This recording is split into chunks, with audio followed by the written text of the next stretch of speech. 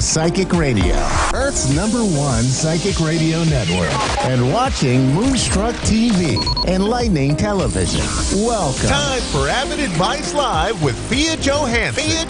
Live from AvidAdviceLive.com. Connect direct. In North America, dial 888-454-2751. In London, 20-3519-2158. In Sydney, dial 02-8488-3147. Or online, contact us through our Facebook page, facebook.com/Psychic Radio. Or one of our websites, askoneradio.com or moonstruck.tv. This is Avid Advice Live on A1R, the Ask One Radio Network.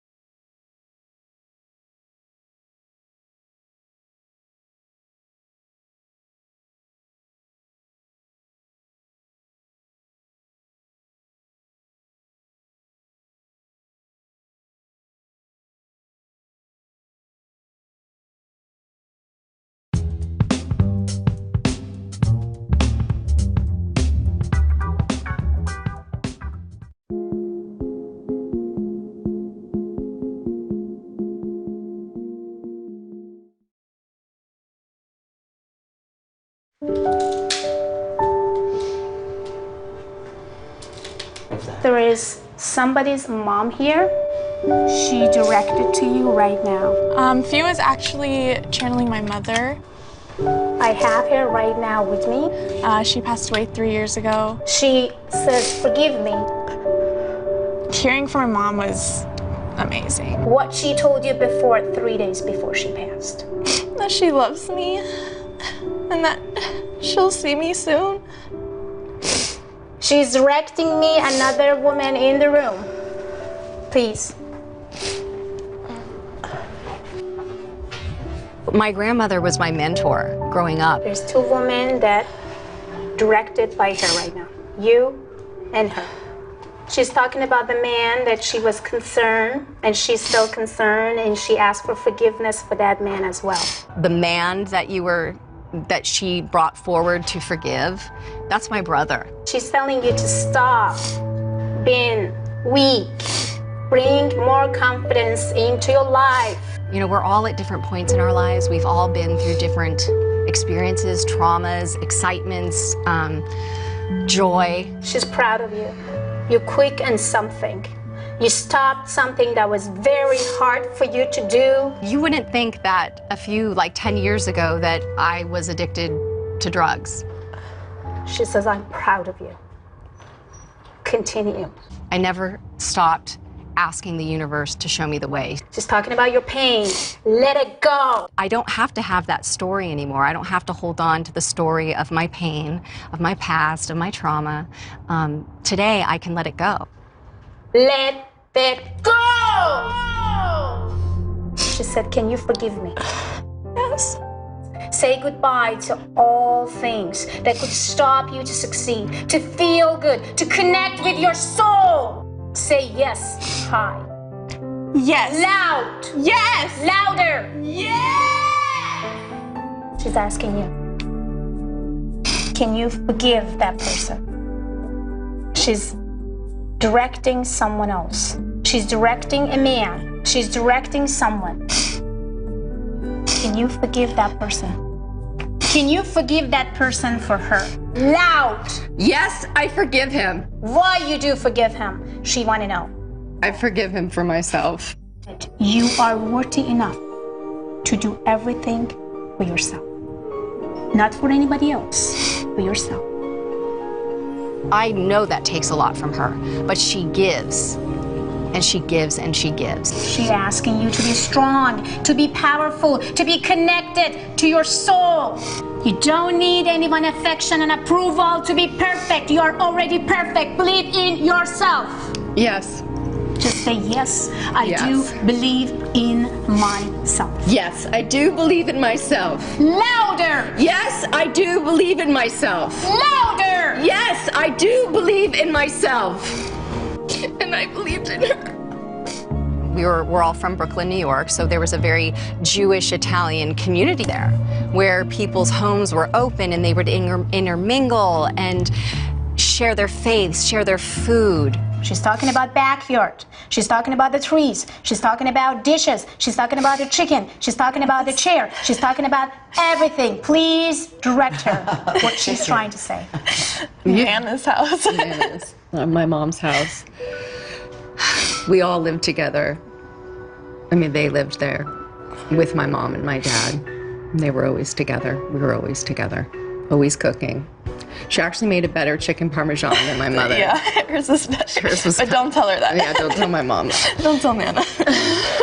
There is a power in sadness. There is a power in pain. And the power comes when you overcome it. Talking to her really, really helped me, I think. It's definitely gonna kind of just clear my mind of all the negative thoughts that I had.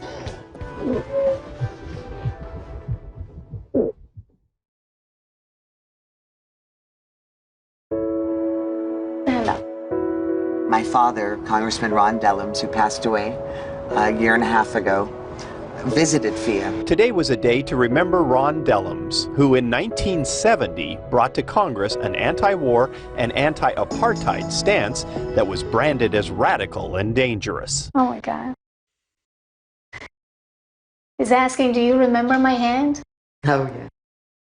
Do you remember what I told you? Yeah. Do you remember why I told you? Yeah. Dellums' youngest daughter, Piper, is proud that her father became an early voice against oppression in South Africa, applying pressure that would one day bring an end to apartheid. You said, take my legacy, take my mantle. You're the smartest person I know. Go into the world and heal the land and do it in your way. You know, Ron never gave up. He never became bitter. He loved people. This is not my hand, this is your dad. He wanted you to tell again, louder, louder and clear, what he told you. I'm passing you my mantle, I'm passing you my anointing, I'm passing it to you. You're the smartest one that I know. Run. There's so much work to be done. Run, run, run and heal the world, and don't stop. Do it in your way. Run, baby girl. Do it in your way. So she's spoken to me like a sister, but also like an angel. He said, I saw you when you cried in front of that candle. Why did you cry? She's given me the faith and trust and support that was being given me by my dad before he left. So she's done this beautiful transition of allowing me not to feel the void of his leaving. I don't know where to go when I'm not speaking with you, or I just don't know how to feel safe in the world without you in it. In the area where I don't have a female in my life, because I don't have a relationship with my mother, and I don't have a sister. She has stepped in with the feminine to remind me that I am also loved and purposeful and beautiful and worthy, that I'm valuable. It's not just me that tried to basically sending you messages and changing her. So she changed me in so many ways as well. So our silly song goes this way. We are the key to do more than just let it be. The key to our destiny is in the hands of our humanity. His love is more than a philosophy. 'Cause we are the key. We are the key. We are the but key. Diamond's key.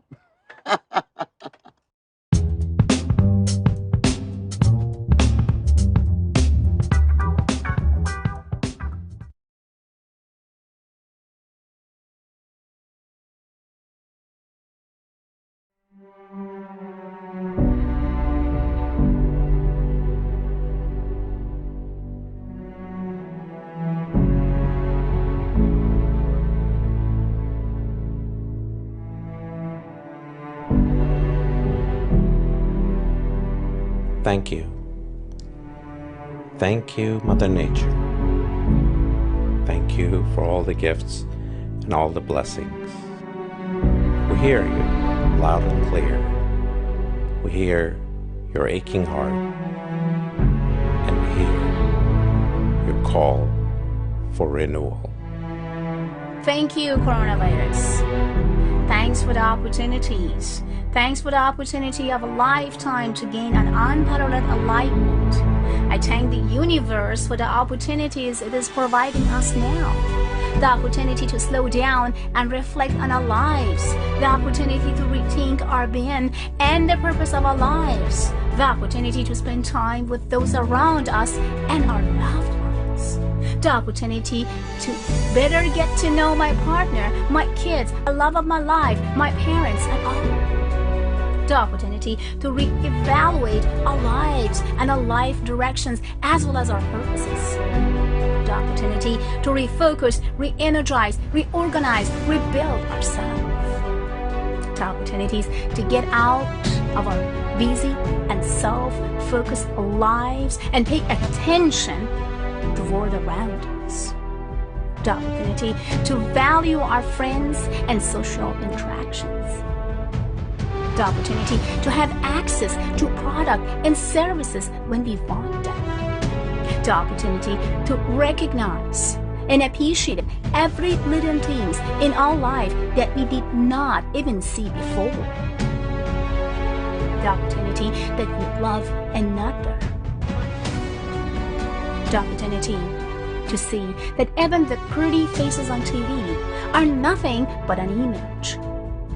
The opportunity to realize that my worth is not my status. The opportunity to understand that we all need one another. The opportunity to believe in ourselves and believe in our power and believe in God. Thank you, COVID-19. Thank you, coronavirus. Thank you for value our friends and our social interactions. For the opportunity to have access to products and services when we want them. The opportunities to recognize and appreciate every little things in our life that we did not even see it before. Thank you, coronavirus. Thank you. Thank you and thank you. Thank you for allowing us to put aside all our problems. Thank you for stopping us. Thank you so much. Thank you for making us appreciate the luxury we lived in. The abundance of products, freedom, health, wealth, love, and anything we wanted.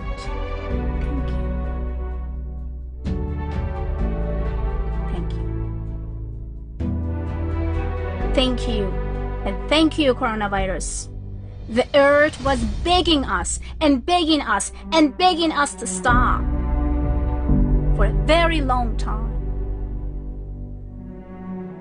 And thank you that you help the earth to breathe, to feel fresh, and rebuild herself.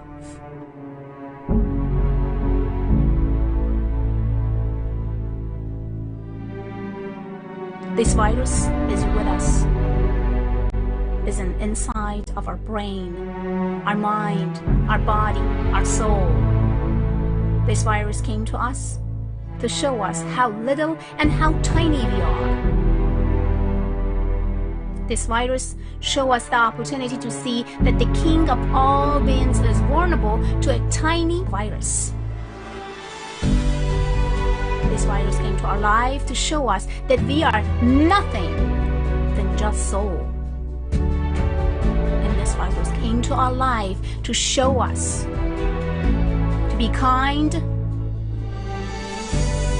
and lovable, to send positive energies and love to others. Thank you, coronavirus. I thank the Mother Earth for providing us with an opportunity to listen to it again. I thank for the second chance for renewal and refreshment and replenishment. I thank the universe for cleansing and purging all the negativity created for so many years, the pollution, the warming, the abuse of resources, the waste, and our ignorance to protect our homes and our community.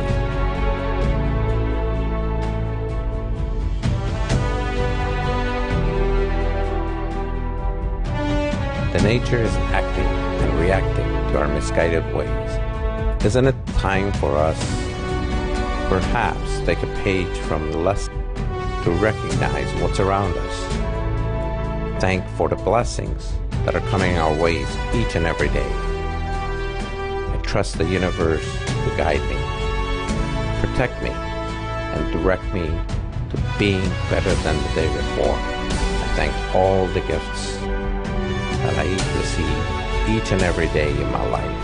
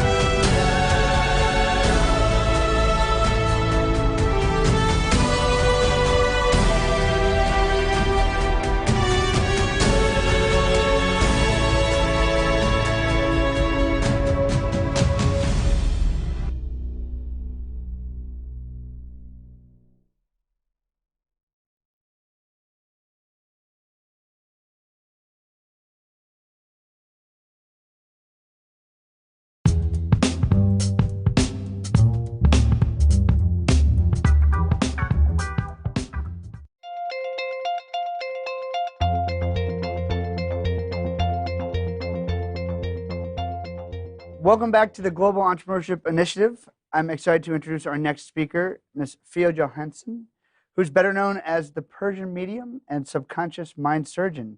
She's a multi-talented motivational speaker, clinical hypnotherapist, and celebrity psychic medium, an author who works closely with law enforcement to help locate missing people and solve difficult criminal cases with detectives and as well as private investigators. Throughout her career, she's helped thousands of people identify personal roadblocks to help them truly believe in their own path to success, whatever that dream may be. Her greatest passion in life is helping others achieve their ultimate dreams and desires, teaching people to believe that truly anything is possible. Please help me welcome to the stage Ms. Fia Johansson.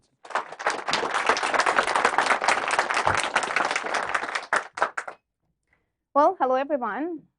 I love the spirit in this room. Really, I do. You guys having amazing spirits, which actually helping millions of people so far. As Nick said, my name is Fia Johansson.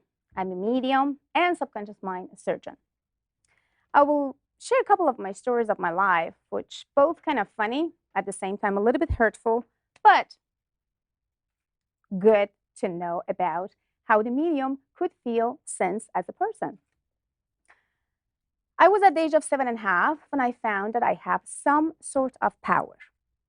Of course, first it was kind of odd, a little bit difficult to understand myself, and I kind of like felt something is not correct with me because I could see, feel, and sense things before things happened.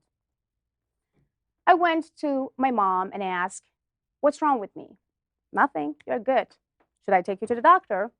"No, I don't know, but I can feel and sense that something crazy is going to happen to my grandma," example. "Something is going to happen to my uncle," and all this stuff. However, they're trying to tell me to don't say anybody when you feel and sense something bad is going to happen to them, because I don't wanted them to be scared and see that we should not be even near them.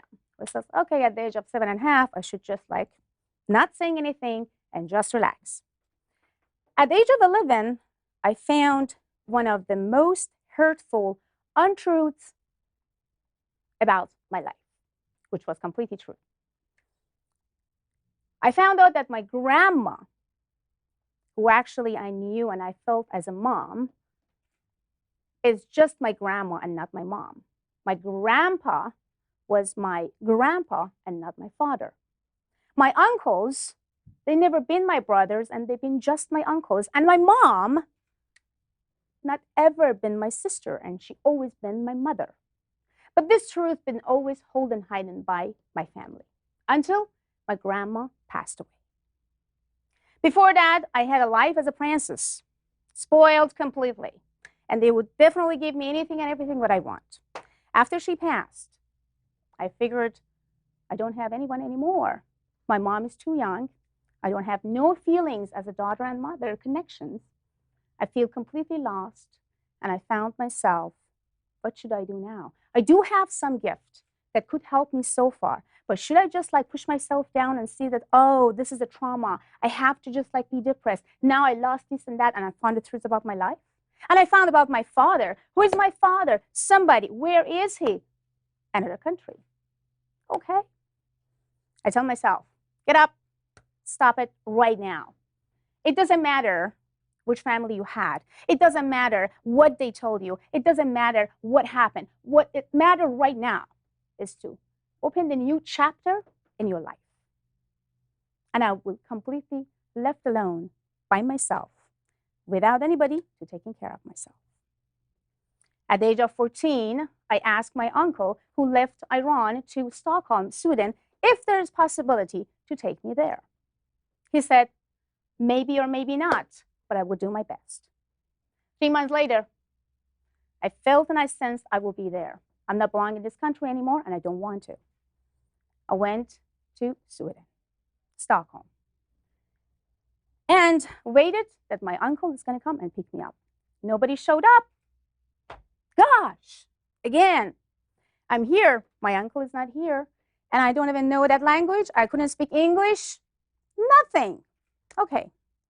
Then, Miss Fia, you are here with nobody again.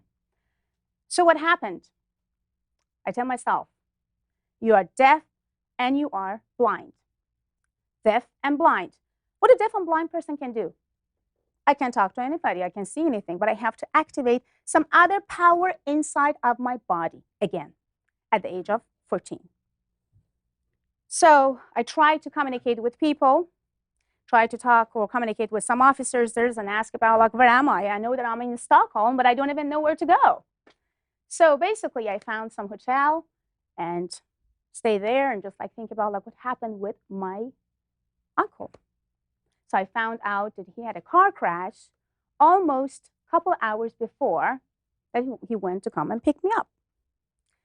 So they take 1 month for me and for him to recover, to come out after coma and come and find me. So in 1 month, I was left over in a country with the minus 30 degrees. I mean it, minus 30 degrees. And I'm not joking. I could feel that I can't breathe sometimes, but I could have a lot of, ice in my nose and my ears and everything. Whatever I felt, you know what? Fia, you do have a power. Trust yourself, believe in yourself, build the new chapter. Again, this is your second chapter in another country. So I prayed, I connect to my divine, I sense, and all of a sudden, 3 families, without even knowing who they are, what they are up to, they reach out to me out of nowhere. How? I went out to the Starbucks, but basically there is no Starbucks. It was something, looked like or similar to Starbucks, and saw some lady that's sitting there and crying. I went and said, well, I can't speak. What should I say? Okay, the only things that I can do is a love language. Maybe I should hug her. Maybe I should just like say, I'm here. And it was a Swedish girl, of course, blondie. And I'm kind of like a black hair. Well, that maybe she's going to get scared a little bit. But I says, like, don't worry about it. Just go and get it done. So I did that. And she hugged me so hard. Was like, what's going on? What's happened to you? She's starting to talk. I couldn't understand. Barely nothing. Swedish language? Come on, guys. You guys don't want to even learn. It's very difficult and very hard. I said, okay, let's just continue and continue.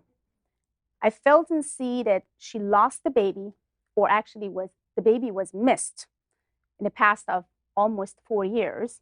And she basically went to the family and asked questions about, like, where can I go? How can I find? Because they was in another state, and they come back to the Stockholm, and then she all of a sudden just break down.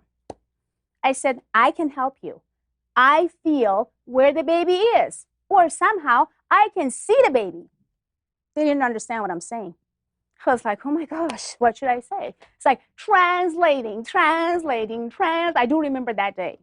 So basically, after almost 2 hours, some Persian family, who they could actually speak my language, finally Persian, so they could understand exactly what I'm talking, because they've been closest friend to that Swedish family. My career started at the age of 14 in Stockholm. Just 2 months after, I landed in this minus 30 degrees of country. So my point is, whatever I had in my life, I've always been thankful and grateful. I never said why I don't. I never said why me. I never said how. I always say, come on, get up, find a way, go. That's it. So never give up. And I always learn myself, don't be logic, be biologic. Because that's the only way you can feel and sense yourself and others. Always send love and receive love. Never give up about your goals. And of course, the first month, because I did not have enough money, I left with almost 120 crackers and waters. And it's possible. As a human, we can live with 120 crackers and water every day, which I did because I did not have money, no place to go, countries with no language. Then after that, I feel like I have to build my company. I built my company almost 3 years later. It was about like $4.5 million company with almost 55 Swedish employees. And what I did that, not just helping police officers and private investigators and all this stuff. I did this because I felt that Swedish people rejected me one after each other. Why? Because I'm come from another country. I said, you know what? I make a decision now. I am going to build my own company, and you are going to beg me to hire you. This is me now, Fia Johansson. So now I'm not going to be a blondie lady, but I'm going to be the black hair lady with a lot of power of will. So my willpower make my company became super successful back in the start. And Blind always will help you and send love and passion to yourself and anything and everything you want. Everything is possible.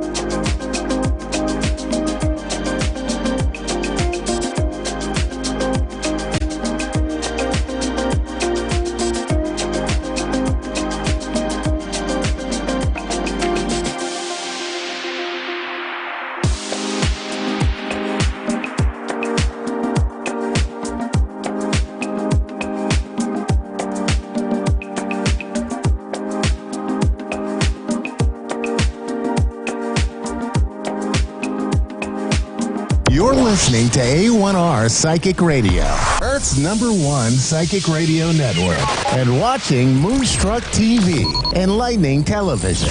Welcome. Time for the Aussie Goddess. Live from theausiegoddess.com. Connect direct. In North America, dial 888-454-2751. In London, 20-3519-2158. In Sydney, dial 02-8488-3147. Or online, contact us through our Facebook page, facebook.com/psychic radio. Or one of our websites, askoneradio.com or moonstruck.tv. This is the Aussie Goddess on A1R, the Ask One Radio Network. Good morning, everyone, and welcome to the Aussie Goddess Show. A big thank you for those who are supporting me at the moment, and especially for those who are coming across from YouTube and Facebook to, I was going to say FaceTube then, over from YouTube and Facebook to support me. So I do say a huge thank you to you people and to all the new listeners, of course. Now, I like to start my show each week with a little bit of insight into what's going on in the energies at the moment. And it's really funny because I've been doing readings and people have been talking about feeling very stuck, feeling like they're not moving, that things have stayed the same. I do note that this sort of happens at the end of the year anyway for people, because it's that, human transition for us into a new year, and working everything out from the year that's gone. But this year's very different because we're moving into some huge planetary action in the month of January. Now, I'm not an astrologer, so I guess all I know is that the changes around, especially on my birthday, are very huge, for us, especially if you are a Capricorn or you have planets in your natal chart that are Capricorn. So there will be huge changes for you. And I think this is impacting all of the zodiac in some way, shape or another. But a lot of people saying to me they feel stagnant, they feel that they're not moving, that the energies are very holding them back at the moment. And I want to say to you, there is movement coming. Things are changing. There is a lot of energy coming towards us at the moment. There's sort of like this strange stillness here, which I've been feeling, especially today, where everything's very quiet. So I think for many of you, it is a time to take time out to reflect, especially if you're planning for the next 12 months. If you're a person who believes in, visualization and planning for your future, then vision boards and things like that seem to be very much being promoted at the moment by spirit as well. So to keep people really focused on what you want for your future. So I'm going to do a bit of a reading and we'll see what's coming up for many of you over the next few days. And of course, we'll take a couple of callers today.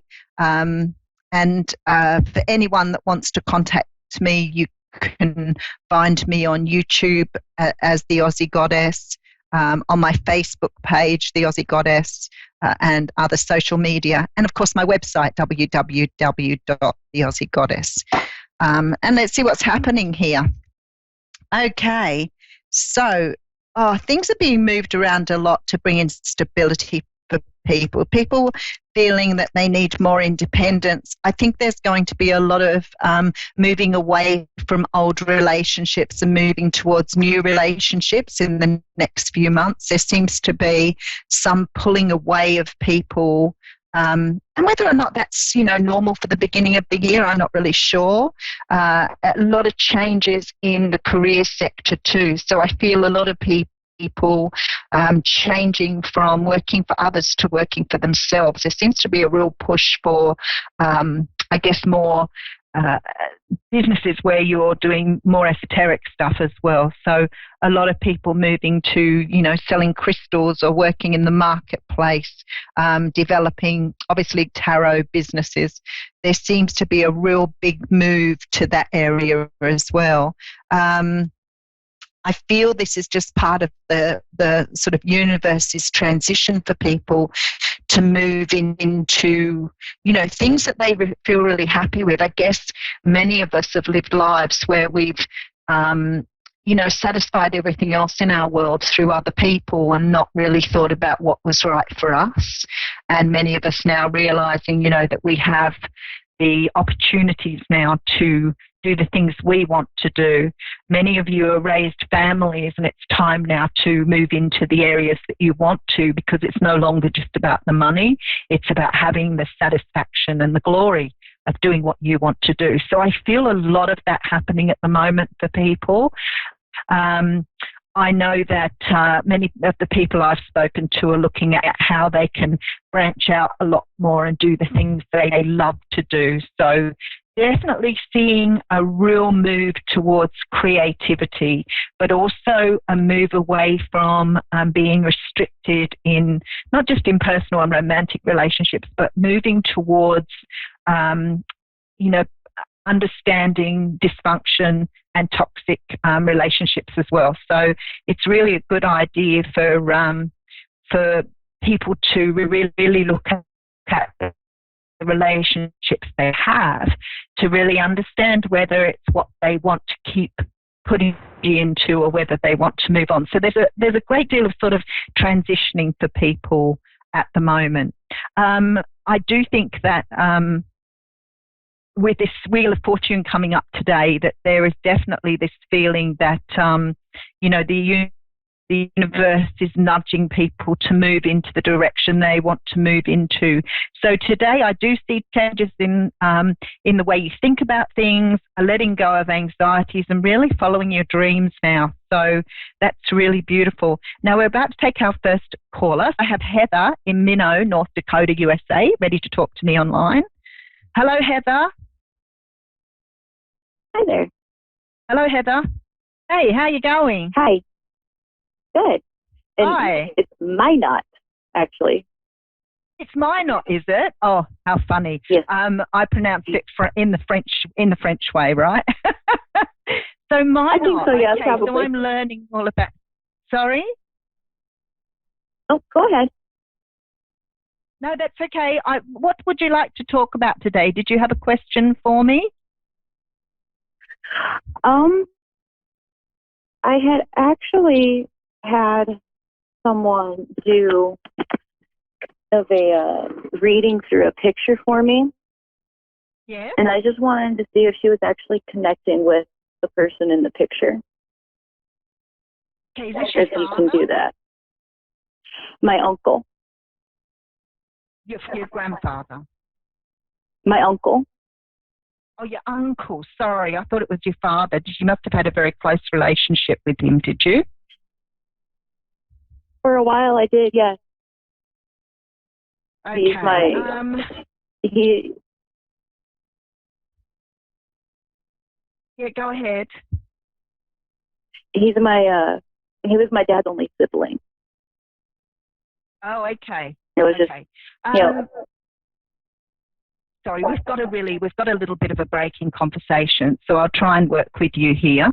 I do think she was giving you the right information. I do think she was connecting with him. It may not have been that it came across or that you got the information you needed, but I do believe he was in contact with her. Was there something in particular you were hoping that was going to come through and it didn't? Is that what you're asking? Mostly just to know that he's proud of me and my brother and how we're doing. Yeah, I think so. We lost contact with them years ago. Yeah, the messages she was giving you were correct. Okay, so you don't have to worry about that. She was definitely giving you the messages that were correct. Maybe it just didn't sort of ring true with you. Maybe it didn't come through the way you wanted it to. And sometimes that happens when we contact spirit. Not always do we get exactly what people want to hear. And people are so emotional that they miss some of the stuff that's coming through for them. But I do have a very strong feeling that he is around you quite a lot, and that he is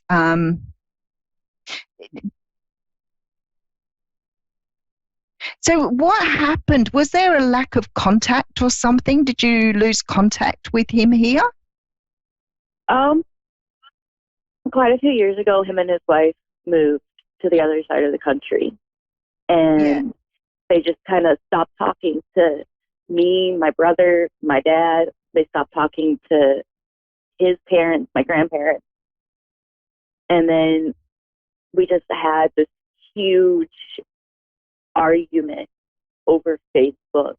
And a couple months after that, we found out he was sick. And then he passed away a couple weeks later, unexpectedly. And look, he feels to me like he was quite regretful. That's what I'm feeling. And I can feel there was no contact. I feel that something broke down, but I'm not really sure that you are aware of what happened. It seems to have been almost, it almost feels secretive. So I'm not sure what happened, but there seems to have been a pulling away from the family due to something that was said or something that happened. And that was why he pulled away.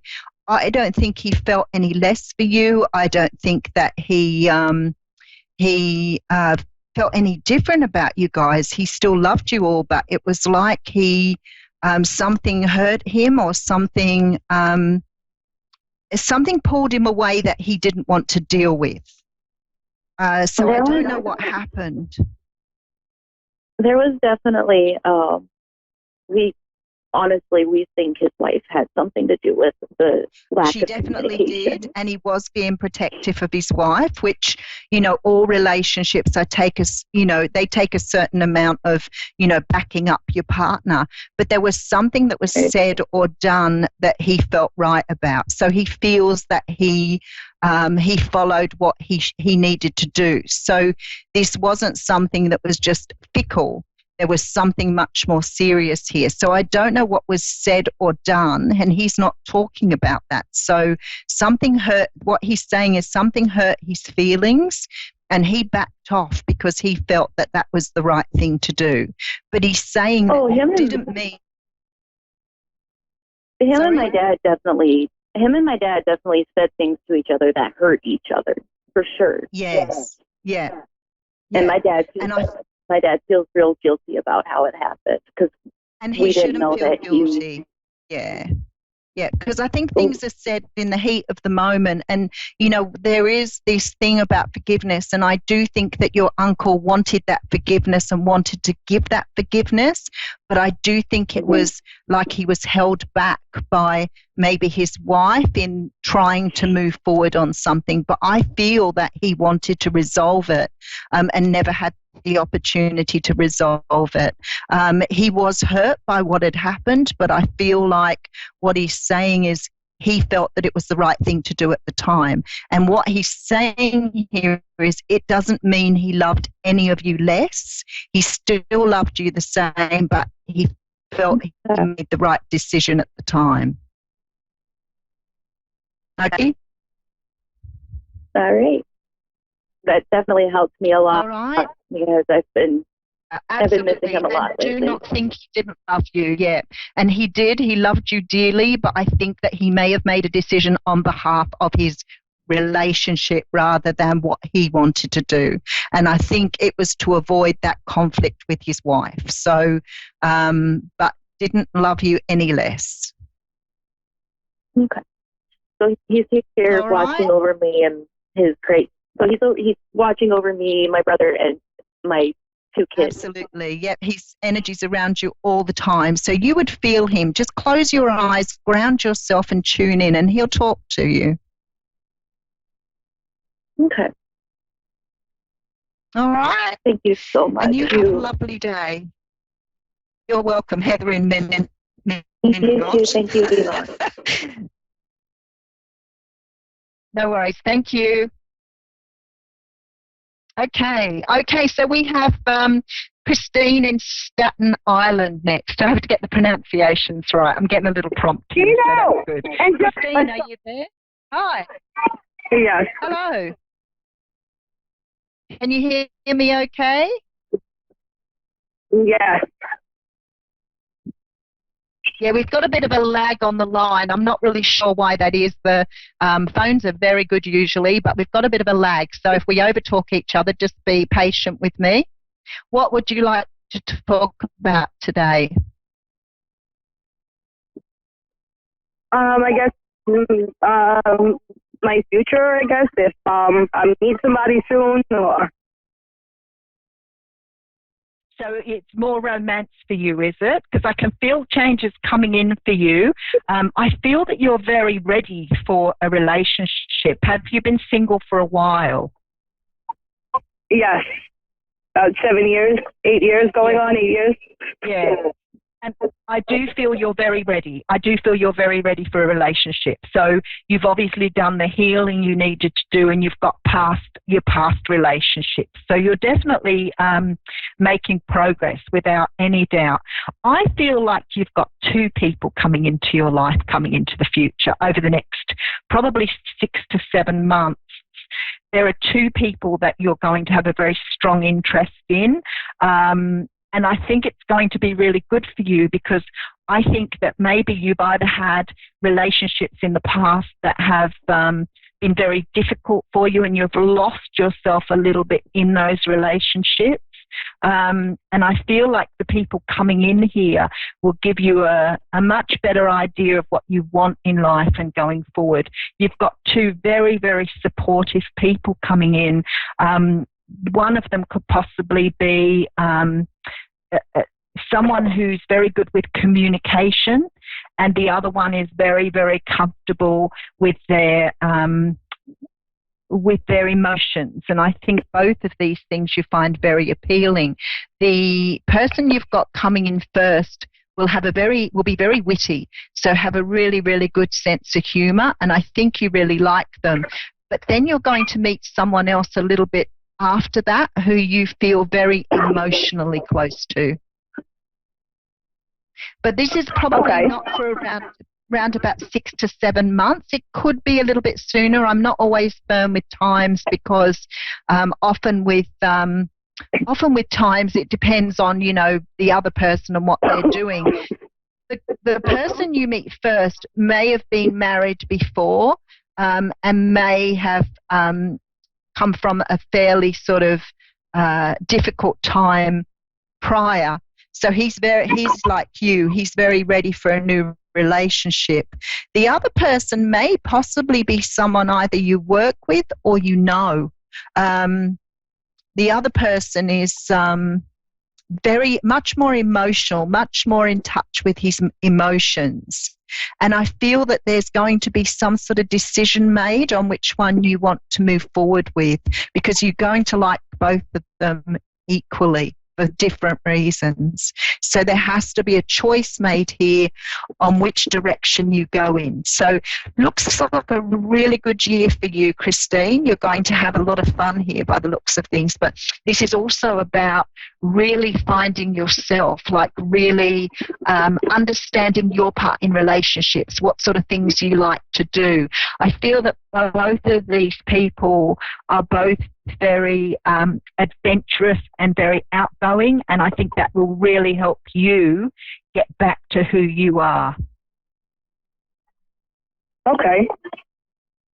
All right. Are you a Leo? I'm sorry? Are you a Leo? What star sign are you? Pisces. A Pisces.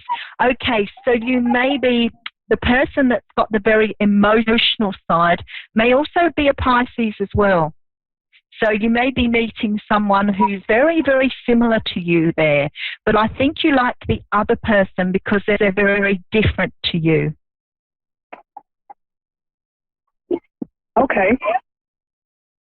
All right, so about 6 to 7 months you're looking at roughly. Okay, thank you so much. You're very welcome. Good luck with it. Looks like you're going to have a lot of fun. Thank you. Welcome. Bye-bye. Bye-bye. Bye. So it's so funny because I get on the half an hour and I think I've got half an hour. What am I going to do for half an hour? And I look at the clock and it's already coming down to the last few minutes. And I'm like, but I haven't finished yet. So let me just catch you up a little bit on myself. So as I said to you earlier, I do daily reads, weekly reads, monthly reads on YouTube. I also do readings from home, although at the moment I am moving house, so that makes it a little bit more difficult for me. I work full-time in disabilities, so doing this work is sort of, it started off as much more of a hobby for me and sort of has grown a little bit as a business. And I really love it. I love doing fairs. I love meeting people. And I certainly love to, give guidance to people, be that conduit between spirit and the people I'm talking to. I do readings. I have a website at the Aussie Goddess, www.theaussiegoddess.com. I also have a Facebook page, and I do card pulls on Facebook, and I try and do that, at least once a month, but it's got a little bit since Christmas has been here, and that I did one right before Christmas. So, and I really love doing that. It is so much fun, and I really enjoy it, and I love the feedback from people, but very quick, snappy, just 2-minute card reads. That's all they are, and they're just a lot of energy comes in on those, and that's good. In my private life, I am a grandmother. I have a great-grandson as well. My oldest granddaughter has a little boy who's now 2. And I like to do lots of things in my spare time, but I'm a great lover of animals. I love zoos and museums.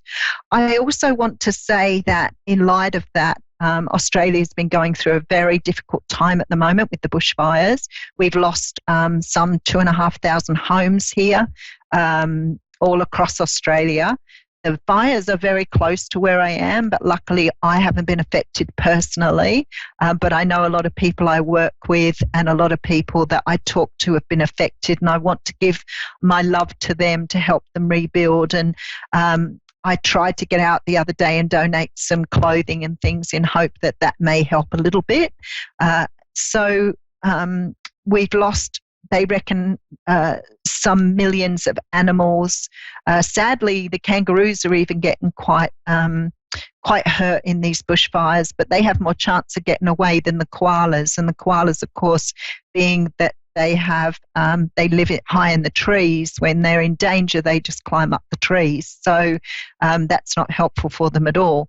So we have lost a lot of koalas. There's been a lot of donations from people to try and help save the ones that we have saved that are injured.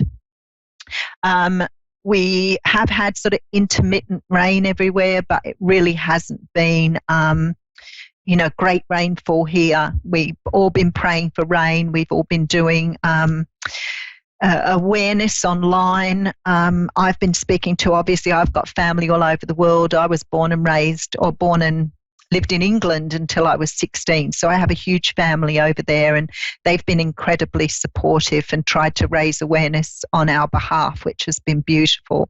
I do think it's fantastic that, some of the film stars and music stars are getting on board and donating money as well. So if you do, if you don't know about what's going on here, please have a look.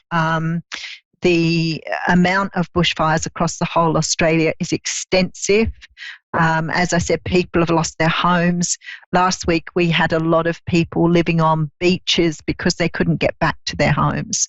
The smoke is so bad, so I'm told that the army and the armed forces aren't able to get into places to rescue people because of the smoke and the smoke haze, which has also led to a lot of people having really bad asthma and really bad sort of respiratory problems because of the smoke.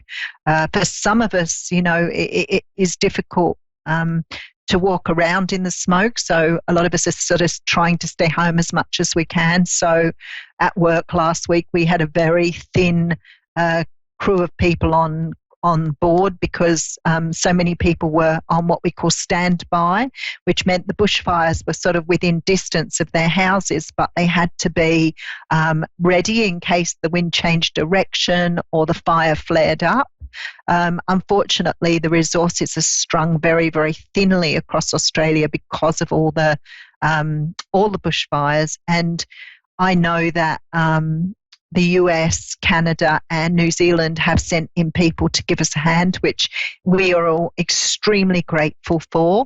Lucky, I guess, that our seasons are the opposite. So it means that, the bushfires aren't being experienced in, other places as much as they are here at the moment.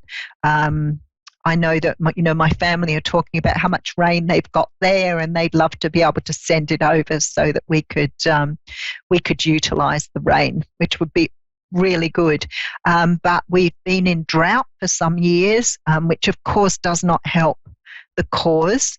And I know that on my travels, because I travel everywhere for shows and fairs, there has been a lot of dead kangaroos by the side of the road because they moved to the roads to eat the greener grass at the side of the road. So when the drought gets really bad, you get a lot of animals on the roads. So I do ask that you, send your love to the people in Australia to support them during these times. We've had like 25 deaths so far, and we don't really want to have any more. So please send your love through. Remember, as I always say, love every time like it's the first time. Never give up on love. It's what keeps us all going, and it's what we're all here for. Invest in yourself. Self-love is very, very important. Thank you so much for joining me, and I will catch up with you same bat time, same bat channel next week. Thank you.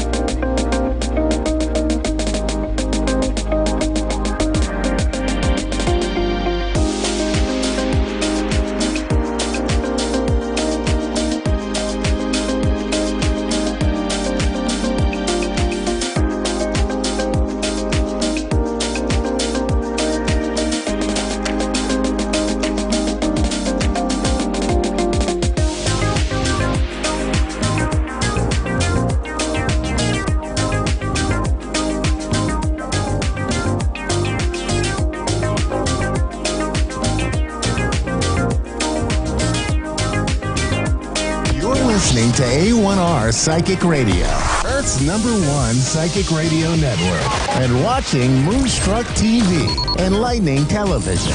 Welcome. Time for a gateway to the spirit world with Gail Moffat. Live from GailMoffat.com. Connect direct. In North America, dial 888-454-2751. In London, 20-3519-2158. In Sydney, dial 02-8488-3147. Or online, contact us through our Facebook page, facebook.com/psychic radio. Or one of our websites, AskOneRadio.com or Moonstruck.tv. This is a gateway to the spirit world on A1R, the Ask One Radio Network. Hello and welcome to A1R Psychic Radio and Moonstruck TV. We're going to have a lovely, lovely show, and I believe we have 2 callers that are going to be calling in, and I'm going to give a reading to them. And so that's really exciting. So I'm looking forward to that. Now, before we go to our callers, let's do a little sort of spiritual talk to get me in the mood. And what I was thinking about is, well, first of all, before we even go anywhere near a talk, I think we need to congratulate those people around the world that are working in hospitals, and the key workers that are working in care homes, the people that are working in supermarkets, the people that have to go to work at this time of difficulty and putting effectively their own lives at risk, and help other people. I think, you just have to be in awe of these people that are self-sacrificing and giving to mankind. And I just, you can't help but love them, can you? They're just amazing, amazing people. And also, I've heard of certain circumstances where I know in Italy they got to a point where they didn't have enough ventilators, and they had to make a decision over who had the ventilator and who didn't. So effectively, they were making decisions on who was going to survive or not. And I think that's quite a tough decision to make. Can you imagine sort of being able to just, having to sort of do that? And it must be sort of, just an awful, awful decision. But I just, you just can't help but be in awe of these people that are doing such fabulous, fantastic, amazing work, because they're hopefully saving lives. Now, I'm as well as being a medium and a psychic, I also am a healer, and I'm able to do hands-on healing, but I also do healing where I send it out into the world, and that can be just as effective as any, as hands-on healing. In other words, you don't need to be sort of touching the person to give them healing. It's about sort of, my intent and how we work it. And so, what I want to sort of ask of you, please, if you need healing, or if you need help or support in any way, or whether it be emotional healing or physical healing, or then do sort of contact either the show or myself, and we can put you on the healing list and send healing to you at this time, because I think a lot of healing is needed in the world, but we also need the individual healing. And what's been said to me over and over and over again by my guides is that we must pray. And if you think about it, prayer is just a communication. It's just sort of, please, can I have this, or help me with that? I suppose over the years we've formalized prayers, but ostensibly it's just a communication. It's not a sort of anything else other than that. So we need to sort of communicate and ask for help, and because we, the spirit world, say very clearly to me that we have our free will, and they cannot intervene with our free will. So, if we're not asking for it, then we're ostensibly we're not going to get that help. So, asking for help and guidance is really, really important, because they are wanting and willing for you to do that. So that's my little talk about, let's sort of send out healing. And, if there are anybody that are healers that are listening to this show, please, send out absent healing. I'm sure you do. I'm telling you what to do, and you do it already. But, I think, and I know that a lot of healers are sending out healers out into the world at the moment, because there is a great need for prayer and a great need for healing. So, thank you for listening to my little talk. And I believe we have a caller waiting for me, and that is Shankwana in Starkville, Yes, Mississippi. Are you there? Yes, ma'am, I am. Hello, and welcome to the show. How are you this evening? Hi, Miguel. I'm fine. How are you? I'm good. Are you staying safe and looking after yourself at the moment? Yes, ma'am. For than I know. Good. How about you? I'm glad. Well, I'm in the, you can probably tell by the accent, I'm in the UK, and so we're on a bit of a lockdown. We're allowed to go to the supermarket, and we're allowed to go to a chemist, and we're allowed to go to help somebody that has a need, and that's it. You know, otherwise we have to stay in. Oh, right. So you've got the same. I have heard. Anyway, so you didn't want to ring up for that a little chat. I think let's do a reading for you. Now, I'm a medium, and I can connect to loved ones in the spirit world, or I can look for guidance and give you that from my guides. Is there a particular way that you would, an area where you'd like me to focus? Well, I was wanting a fertility reading if it's possible. If not, that's fine too. Okay, well, I mean, fertility readings are, I presume what you're saying is you'd like to know if you're going to get pregnant. Is that what you're saying? Yes, ma'am, or have a successful pregnancy. Yeah. Okay.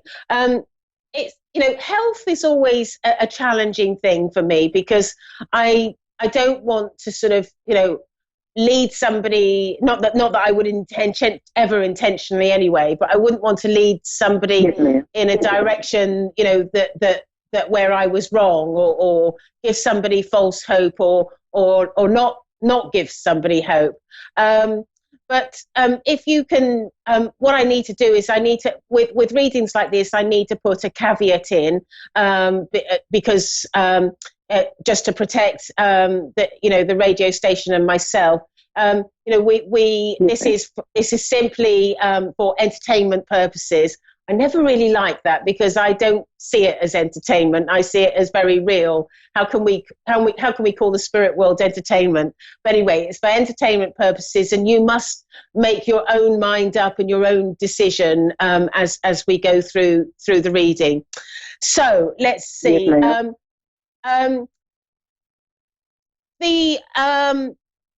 I'm getting a sort of a number 3 to 5 years, and I feel like I want to go into the past with you, and I feel that sort of 3 to 5 years is a sort of significant sort of time where you have been either thinking about having a child or trying for a child. Would that make sense to you?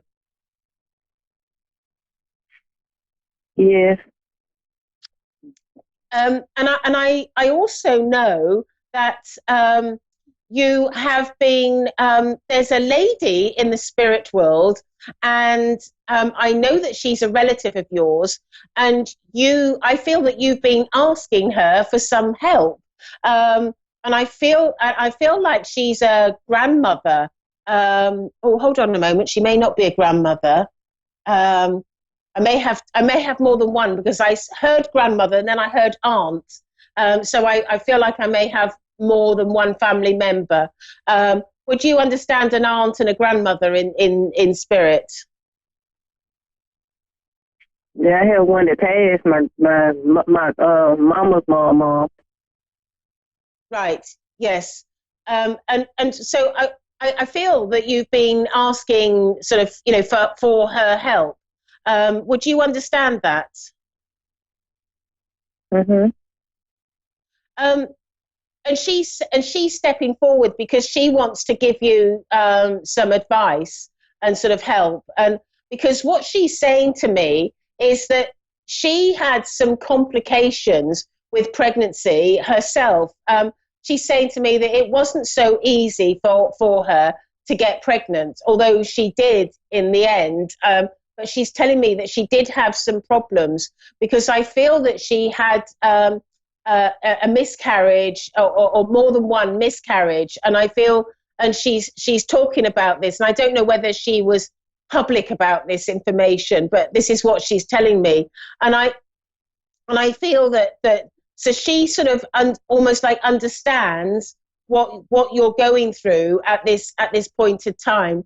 And she's saying to me that she is actively speaking to as many people in the spirit world to engage their help, to help you in becoming pregnant. And I feel, and she says her next port of call is to go and knock on the door of God and speak to him, because she feels that you are deserved of having a child. Now, have you already got children? I have 2. Yeah, because I can sense children around you, and I she's telling me that because I feel is there a boy and a girl? It is. And I because I'm sensing them around you, and I'm being told that I feel like it's going to be a few months, but I do feel that you will go on to have a third child, and I just get this feeling that and I also feel that it will be a girl as well. And I feel this girl has been assigned to you from spirit and is waiting and is preparing for this new life. And I feel also that I get the feeling from your grandmother that you'd actually quite like to have another girl. That would be your sort of preferred option. Would that make sense to you? Yes, you're right. Like, I do not want a boy at all. Like, I don't want one. Like, this, do not want. Yeah, well, that's what she's saying. Oh, she says she wow. wants a girl. And she's telling me that you will be, your prayers will be answered, and you will be getting a daughter. And okay, is there? What do you think of the name? It sounds like Natasha. And does that name mean anything to you? Natasha? Yeah. Not that I can think of. I don't even know any Natashas. Right. That I'm Okay. aware of. And what do you think of the name? Because I tell you why she's because what she's saying is your grandmother thinks that that's a pretty name and you should call the child Natasha. But obviously, you know. I think I should name her Natasha. Yes. But you know, obviously that's your choice, and you can sort of choose to sort of, you know, call your child whatever you want. But she's saying that she quite likes that name, and she's making me feel like there's somebody who was famous or a film star or something like that she knew and she admired, and she likes the name. And she's sort of almost like getting quite excited about. She wants to call your future daughter Natasha. Is what she's saying to me. Okay. She's all. That's your choice. I'm also seeing you taking some pills at the moment. Would that make sense to you? I am. And because she's talking about the pills, and I feel like I'm just wondering whether these pills are implicated either in helping you to get pregnant or causing you not to get pregnant. But I'm not quite sure which way it's going with me. But I know that you are taking pills, and there's a problem with there's something. I feel like it's more of a problem. Would you understand that? Well, I am to get pregnant to help me. I am taking letrozole. Right, yes. I knew that it was either to get help you get pregnant or it was a problem, and I couldn't work it out. But I'm seeing you take these pills. And your grandmother is saying, it's going to work. It's working. It's working. You will get pregnant. It will work. And she's sort of like almost like jumping up and down and sort of, quite excited about it. And I feel also there's something about I just heard correct dosage. And those are the words that I heard from her. And I don't know whether that means you are not taking the correct dosage or you are taking the correct dosage. And she's just coming in and she said, I want to inform my granddaughter that she needs to take the correct dosage, because she's making me feel like there's more than one option as to the dosage that you would take. And she's saying that the dosage needs to be fine-tuned in order for you to fully conceive and get pregnant. Would that make sense to you? Yes, ma'am. It does. It makes sense. I was taking a high dose, but they took me down to a lower dose. Right. Okay. So they're trying to adjust and trying to get the correct dosage, and I just feel that you still need a further adjustment, because I feel like you're not taking enough, so I feel that's the feeling I get. So maybe you need to consult with your doctor about that, and see if the next step, because I feel like it was almost too high before and now it's too low, and it almost feels like you need to be somewhere in the middle, but it's just a feeling that I'm getting of where it should be. I think that needs to be sort of assessed with your doctor, but I do know from your grandmother that it still needs to be worked out on the proper rate, and that is why it's going to be a few months before you do get pregnant, because you need to get to the point where you're at the right dosage. So I hope that helps. And I do have another caller waiting. So I thank you for calling in. And if you need to find me, my name is Gail Moffat, and you can find me on Facebook. And it's got sort of loads of medium stuff on there, so it's obvious that it's me. So hopefully chat with you on Facebook, and thank you so much for calling in, and good luck with your new daughter, and let me know if you call it Natasha. Thank you. Thank you so much. Oh, thank you. Right, so we have Nina in Buffalo, New York. Hello, Nina. How are you? Hi, how are you, Gail? I'm very well, and how are you?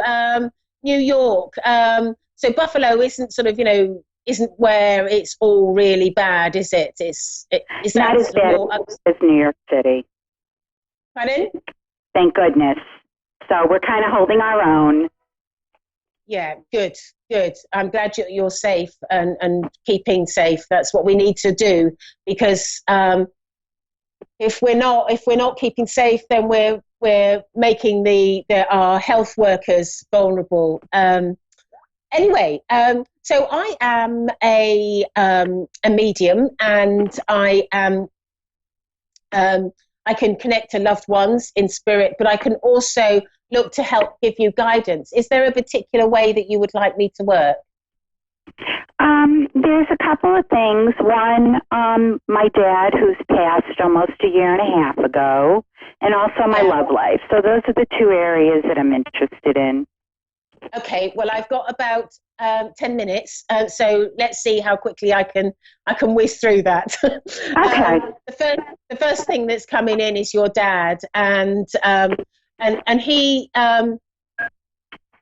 he's oh, bless him, he's got, there's some sadness with him. He makes me feel sad, and that's not to say that he's sad in spirit.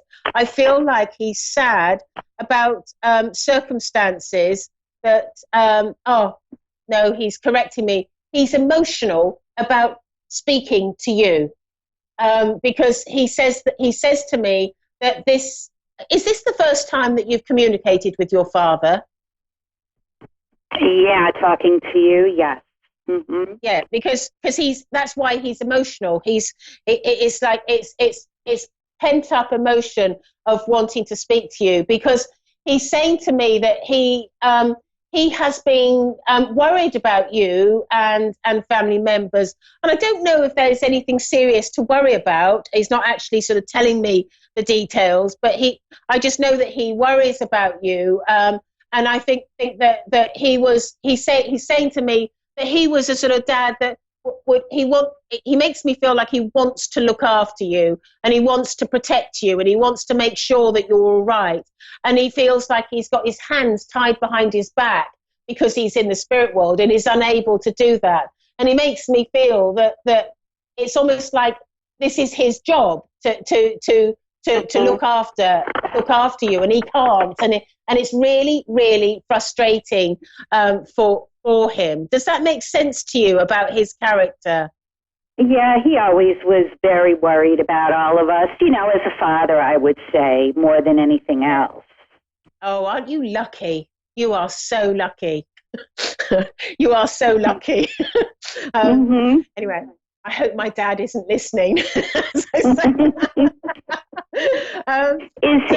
okay? Is my dad okay? Yes, he's okay. No, I'm talking about my dad. Oh, right. Let's not make it all about me. Your dad, he's okay. He's a worrier. He worries about his family and wants to protect and look after you. And he's drawing my attention to your mum. And I don't know whether he's telling me that he's with your mum or whether she's here, but he has your mum passed? No, she's still alive. She's going to be 92, and she's had some issues. Okay, well, he's drawing my attention to your mum, and I feel like he's really sort of, really particularly anxious about your mum. And I feel that there's been some difficulty with some of her care, because he makes me feel like he makes me feel, and I don't know whether that's because he expects more than perhaps she would normally get, but he makes me feel like she's not getting the right care or the proper care, and he's frustrated about that. Would that make sense to you? It's just a difficult time right now. I mean, she had to take care of him. He had dementia, and it put a lot of stress on her physically, and she's waiting to move into independent health, and she into a residence, and she just got out of the hospital. So, there's a lot going on. Yeah, and he makes me feel like she needs more care. He's quite insistent on that, and he's quite, he's very insistent that she needs more care, and of course it's difficult at this time, isn't it, to organise these things. But he's making it known that he's aware of that situation, and I'm hearing the word birthday, and he's making me feel like there's been a birthday sort of roundabout now, or just past, or just in the future. Would you understand a birthday roundabout now? Well, her birthday is in the summer. Okay, well, someone else in the family then, roundabout now. Birthdays, I had one around Christmas, and my sister, and my son's birthday was in the fall. I don't know. Okay, well that's not making sense then, because I've definitely heard the word birthday. There must be, when's his birthday? His birthday was in September. Okay, it must be. I'm not going to flog a dead horse, because it's not fitting. But I know that he's making me feel like there is a cause for a celebration round about now with somebody in the family. And I know that sometimes when we speak to a medium, we put the phone down and it's like, oh my goodness, of course, it's that person. But I know that there is a birthday roundabout now, and he's acknowledging this special time for this person. And I feel drawn to a male, and I feel like, did he have grandchildren? Yes, he's got 3, my son and my nephew and my niece. Okay. So if I look at your nephew, when is his birthday? June. June. And is it a big one this year, or is it? It might be. I can't remember. It's not sort of something like 18 or 21. No, or I don't. something. I don't think so. Okay, because and what about your niece? Because I just get that feeling. That her birthday's July, and I don't know if it's a big one. She might be 20. Right. Okay. Well, I'm going to leave that there because and you can think about that because I do know that there's a birthday round about now. And he is saying to me that he's talking about your love life, and he's saying to me that this is something that you've been sort of asking for some time. It's like because I get the feeling with you that you have been almost like searching for someone to come into your life, and that person because he's making me feel like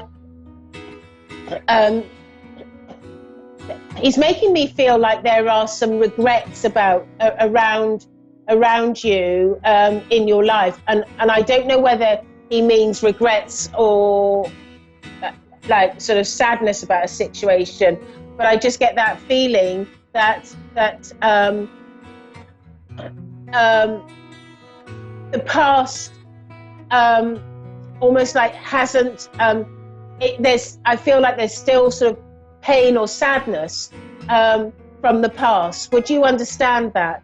Well, yeah, because I was divorced, so that could be it. But I was just kind of wondering about my situation now, if there was any resolution to that. What I'm being told is that I'm being told, my guide is stepping in now, and I'm being told that you will be in a relationship, but I don't feel that it's going to be in a committed relationship. And what I mean is committed. I feel like there may be somebody around you at the moment, but I'm not sure about a committed relationship for the next 2 to 3 years. Would that make sense to you? Okay, but we don't know if it's with the same person in a couple of years, or... I do sense somebody around you, and I feel that this person is available, and I feel like he is certainly interested in you and wants to be take the step further in the relationship. But I just get the feeling it's not going to be as quick as you would like. It's what.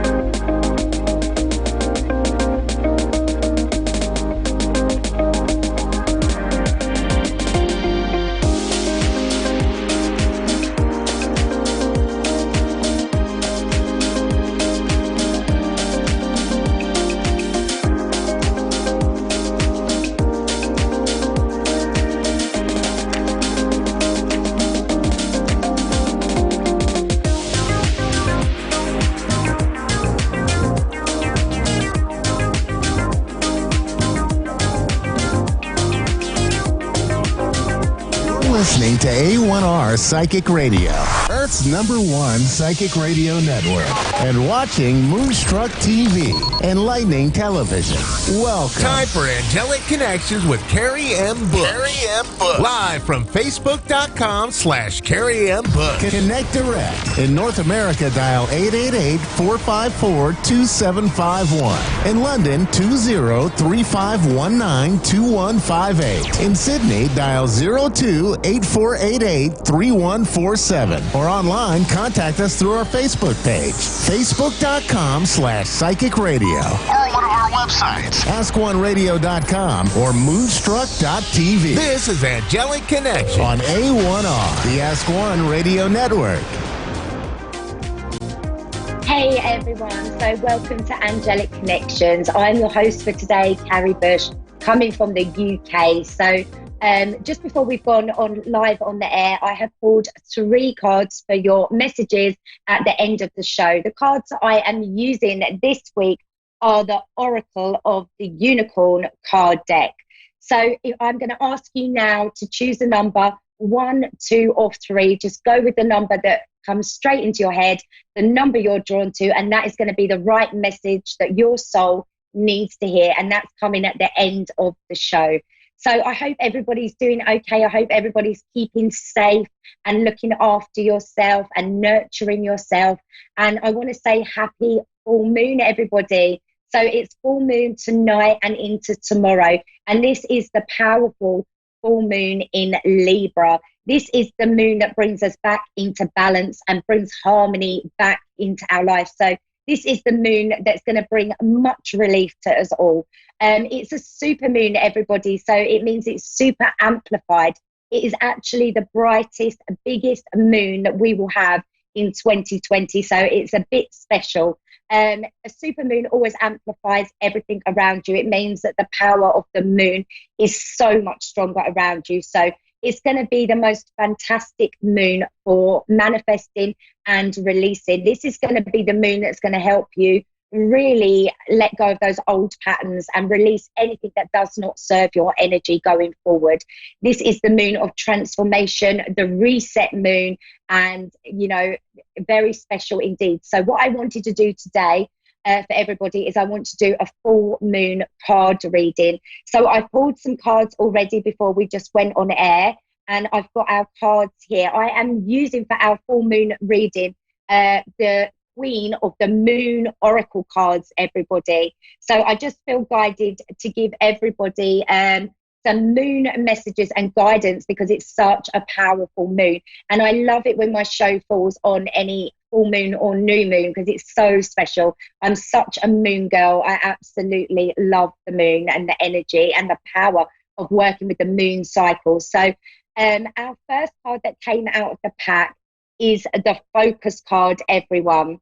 So this is really apt at the moment because where you're putting your focus on is what we're going to be creating in our life. You are the co-creator of your life and you need to be co-creating with the universe. So you need to make sure that your focus is on exactly what you want to bring in to your life. This is a super moon, like I said, so it amplifies your manifestations. So depending where your focus is what you're going to be bringing in around your life.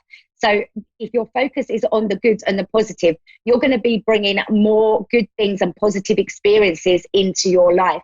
If your focus is on the negative and fear energy, then you could easily manifest more of that. So this card is our reminder under this powerful moon energy to really keep our focus on what we wish to bring in. Everything that you're thinking about, talking about at the moment is manifesting in your life. So it's just a reminder from the angels to make sure that your focus is on the new. Your focus is on what you want to bring into your life. Our second card that came out of the pack, everybody, is the trust card. And this is just so perfect at the moment because we need to be in trusting. We need to be trusting our path. We need to be trusting the angels and trusting the energy at the moment. The more that we can be in a space of trust and keep in the faith, the more positive experiences you are going to be bringing in. So right now it's about going with that flow energy and completely trusting that angels are working everything out for you. Everything is going to be okay. This is a strong message that I keep receiving from the angels.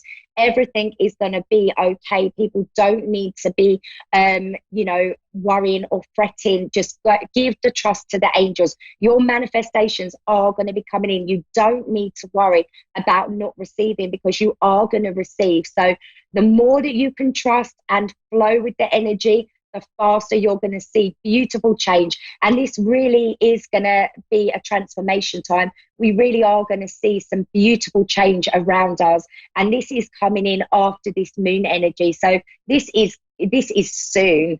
Our next card that we get that came out of the pack for everybody is the gratitude card, everybody. So this is like gratitude, counting your blessings, brings more blessings to you. Gratitude is such a powerful emotion to have. The more that we can be in a space of gratitude and counting your blessings for what's already in your life, the more you are going to bring more blessings in your life. It is as simple as that. I honestly believe that gratitude is one of the most powerful things we can do when we're manifesting. Not forgetting what we already have in our life, coming from the present moment, seeing all those beautiful gifts and blessings that are already around you. Sometimes we can get so fixated on what we're manifesting that we do forget to look at what we already are blessed with. So the more that you can come from a space of gratitude, count your blessings, honestly, the more blessings that you're going to bring in to your life really fast. It's going to put you on the right frequency for manifesting. Counting your blessings, open to receive, is going to put you on that right frequency and the right alignment for receiving all your manifestations. It is a really good time to be doing a gratitude journal while we're in lockdown. And we've got lots of time on our hands, unless obviously you're a key worker. If you are a key worker, I want to say a big thank you for everything you're doing for us. We just appreciate you so much, and we're sending so many prayers your way.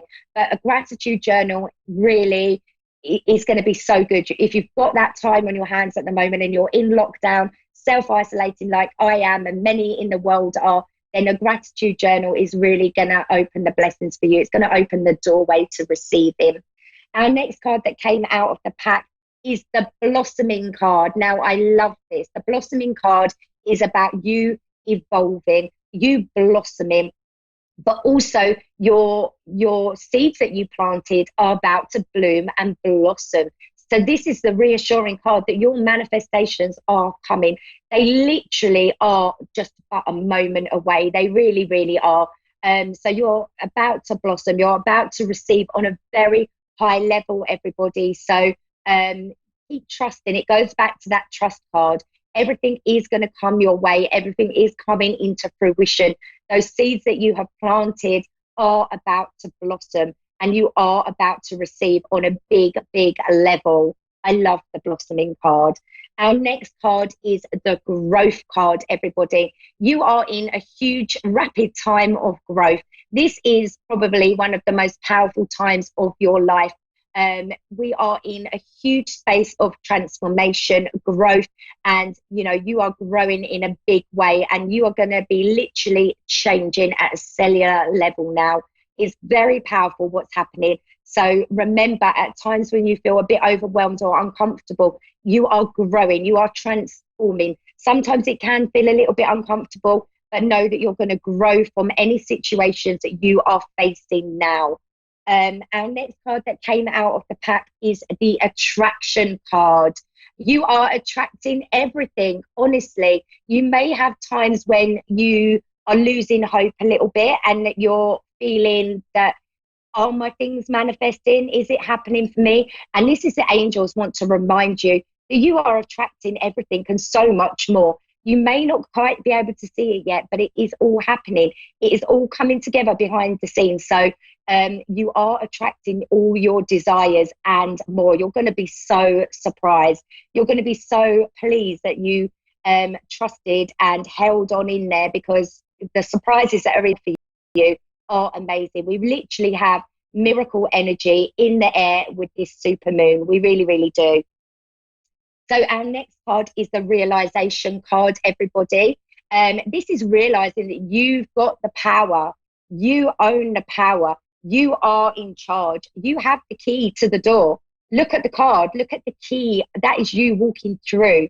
You're walking through that doorway. You have the key and you've always had the power. The more that you can step into this power, the more powerful experiences are going to just fly your way. This is a realization of your own power, your own authentic self, and knowing that you can make anything happen, because you really, really can. So our last card, everybody, to wrap up our full moon reading is the beginnings card.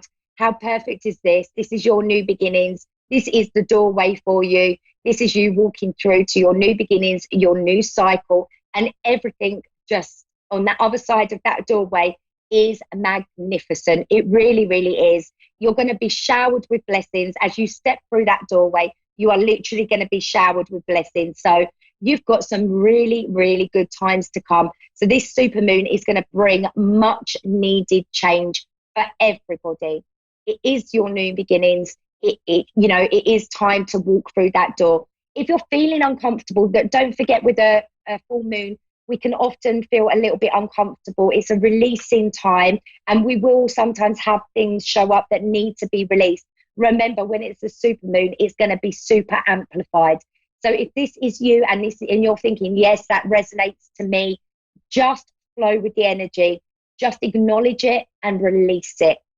Try not to absorb the emotions too much. Know that when things come up for a release, it's because they're making way for the new. We can't hold on to them going forward. So the more that we just allow ourselves to flow with the process of releasing any of our inner stuff, the faster we flow to our new beginnings. So I hope you enjoyed your little full moon reading, everybody. So we're going to go to a caller now. I believe we have Michelle on the line from California. Are you there, Michelle? Yes, I'm here. How are you? Hello, how are you? I'm well, thank you. Oh, good, good. How can I help you today, Michelle? Well, I guess I just always wondered if somebody's ever, coming through for me. I've just been going through a lot lately, and I just had kind of an experience when I had surgery recently. I just thought with this reading, maybe, you could tell me if somebody was coming through, if there's a message or anything. I don't know. Okay, well, what I do, I have got my Talking to Heaven cards. When you want to connect to the spirit world on a deeper level, you need to connect with a medium, really. But I will pull you a card and we'll see what the angels can give you, Michelle. Okay. So let's get you a card out from heaven. Okay.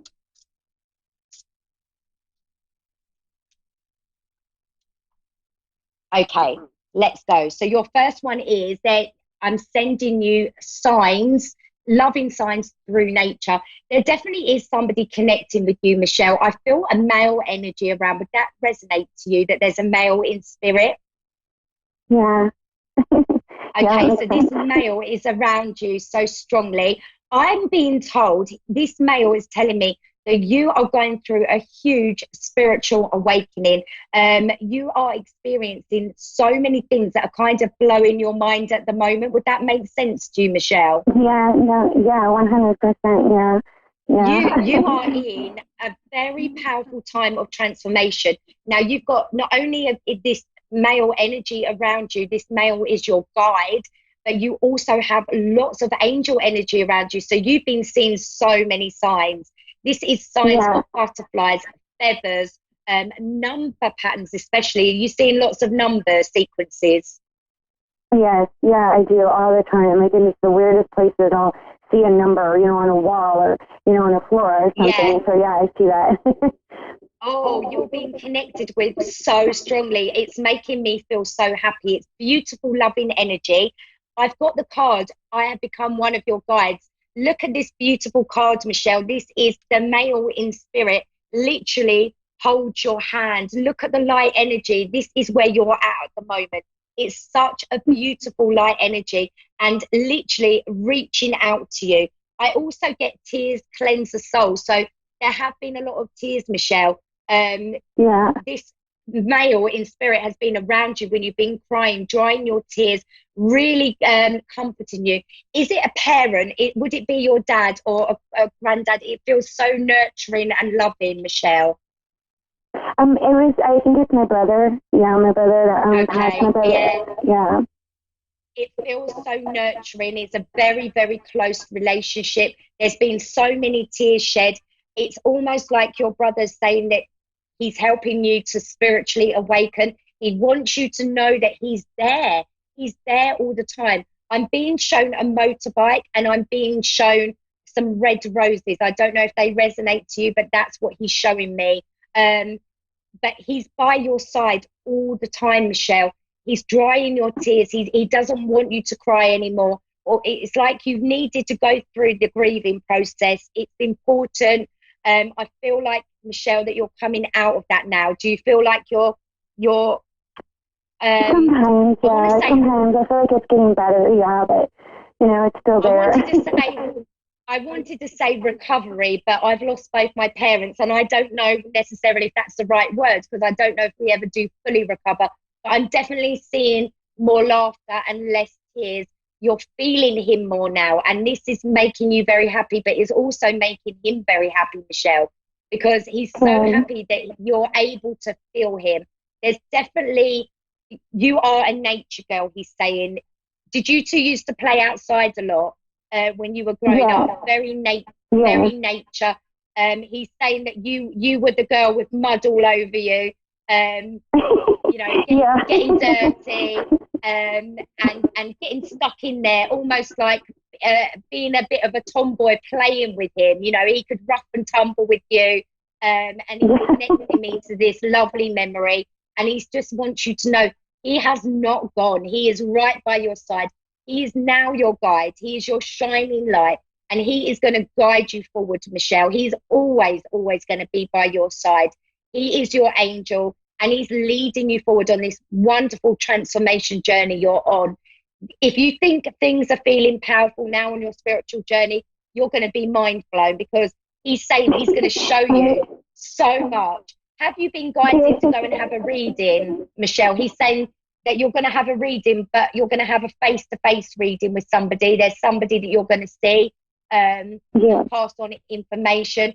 He's saying to me that you get goosebumps a lot. That is when he's around. You'll suddenly get cold and get shivers.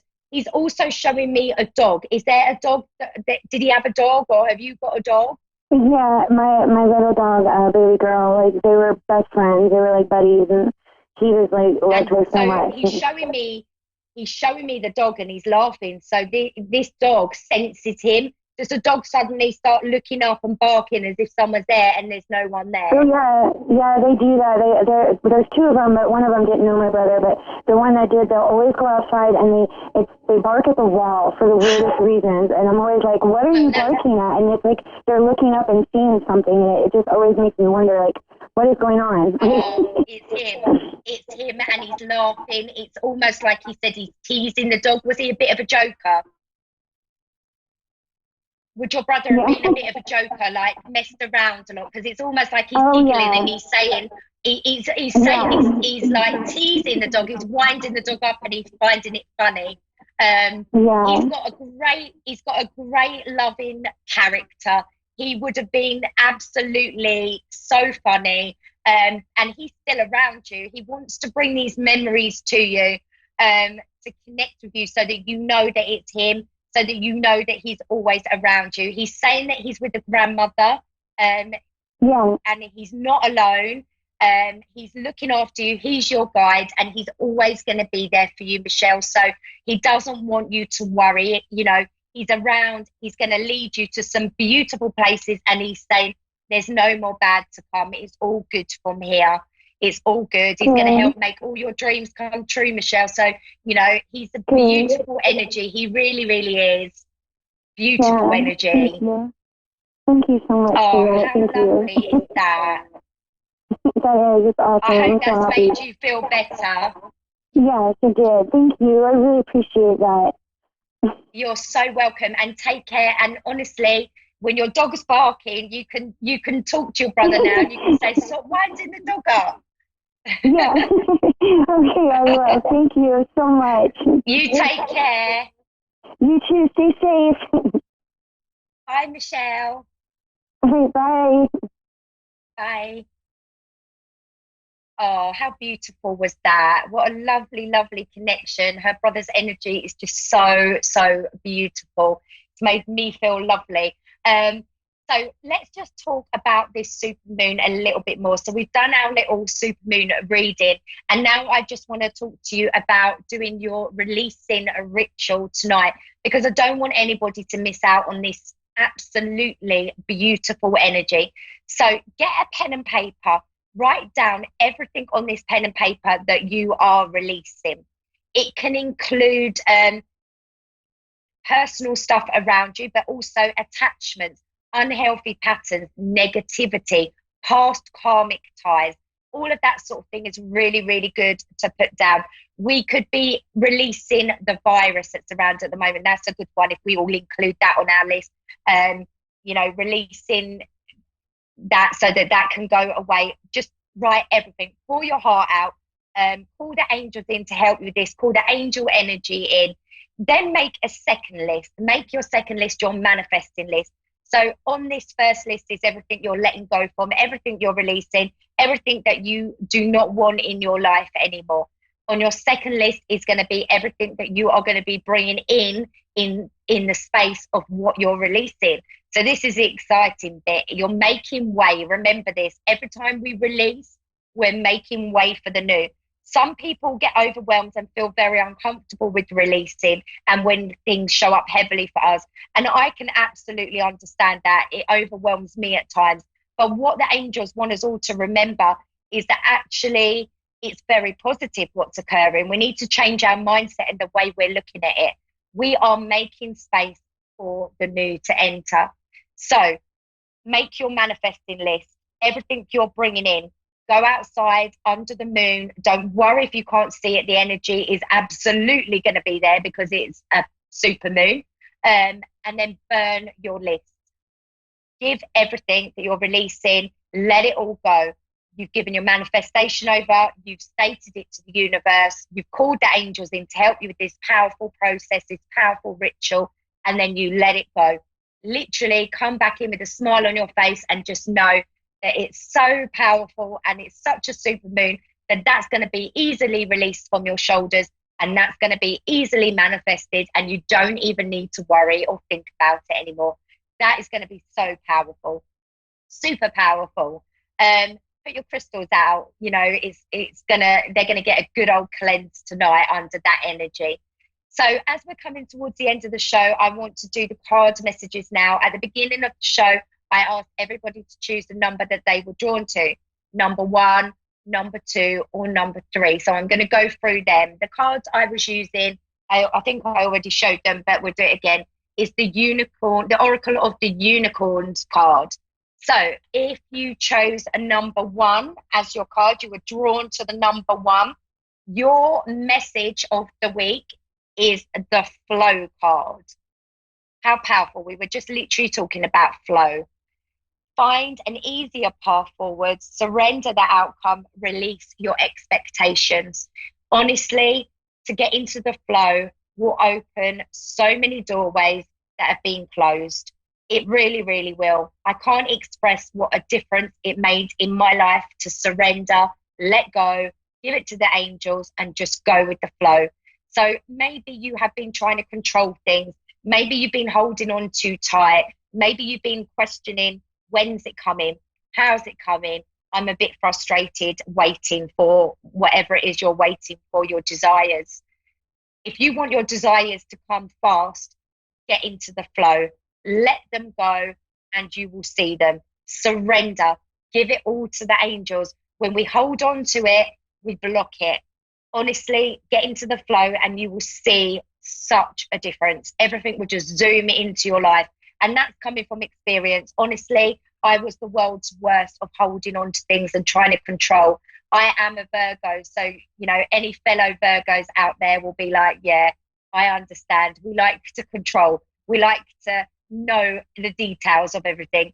But it's the best decision I ever made. It totally transformed my life. Puts you on the right frequency to manifest. So for anybody who chose number 2 for their card, your card is the trust card. And your card says, leap into the unknown, have faith and move forward, believe you will fly. So again, we've had the trust message come up earlier in our full moon cards. These are so powerful, these messages. We need to trust. You need to just be led to your path. Take those leap of faith. Trust in your angels. If you're guided to do something, then you've been guided to do it for a reason. I always say, if it feels good, go with it. If your heart says yes, just go with it. Sometimes you can have lots of doubts come up into your mind and put yourself off making those leaps of faith or moving forwards. But actually, just go back to your heart space. If it feels good in your heart, go for it. The angels wouldn't have given you such a strong feeling to do something if it wasn't right for you. If it feels good, then it's right for you. So trust and just allow the angels to take you forward to your next step. For anybody who chose number 3, you get the courage card. And this says, you are safe. Fear is an illusion. Set strong boundaries. You are safe. You can go forward self-assured that everything is okay. You do not need to have this fear energy. It is not needed, the angels are saying. Just believe in yourself. Let go of the fear energy. Remember that fear is an illusion. Fear energy will just manifest more fear energy. So go forward with courage. Trust in yourself. Trust in your path. Trust in your angels. Let go of doubts, worries, and fears. They are not needed whatsoever. Everything is working out for you, and you're going to be very, very pleasantly surprised. So I hope everybody enjoyed my show this week. I hope everybody connected and resonated to the moon messages and your special message at the end of the show. I am sending you all a wave of love and light. Lots of magical energy coming your way, and wishing you the best week ever. Love and light, everybody.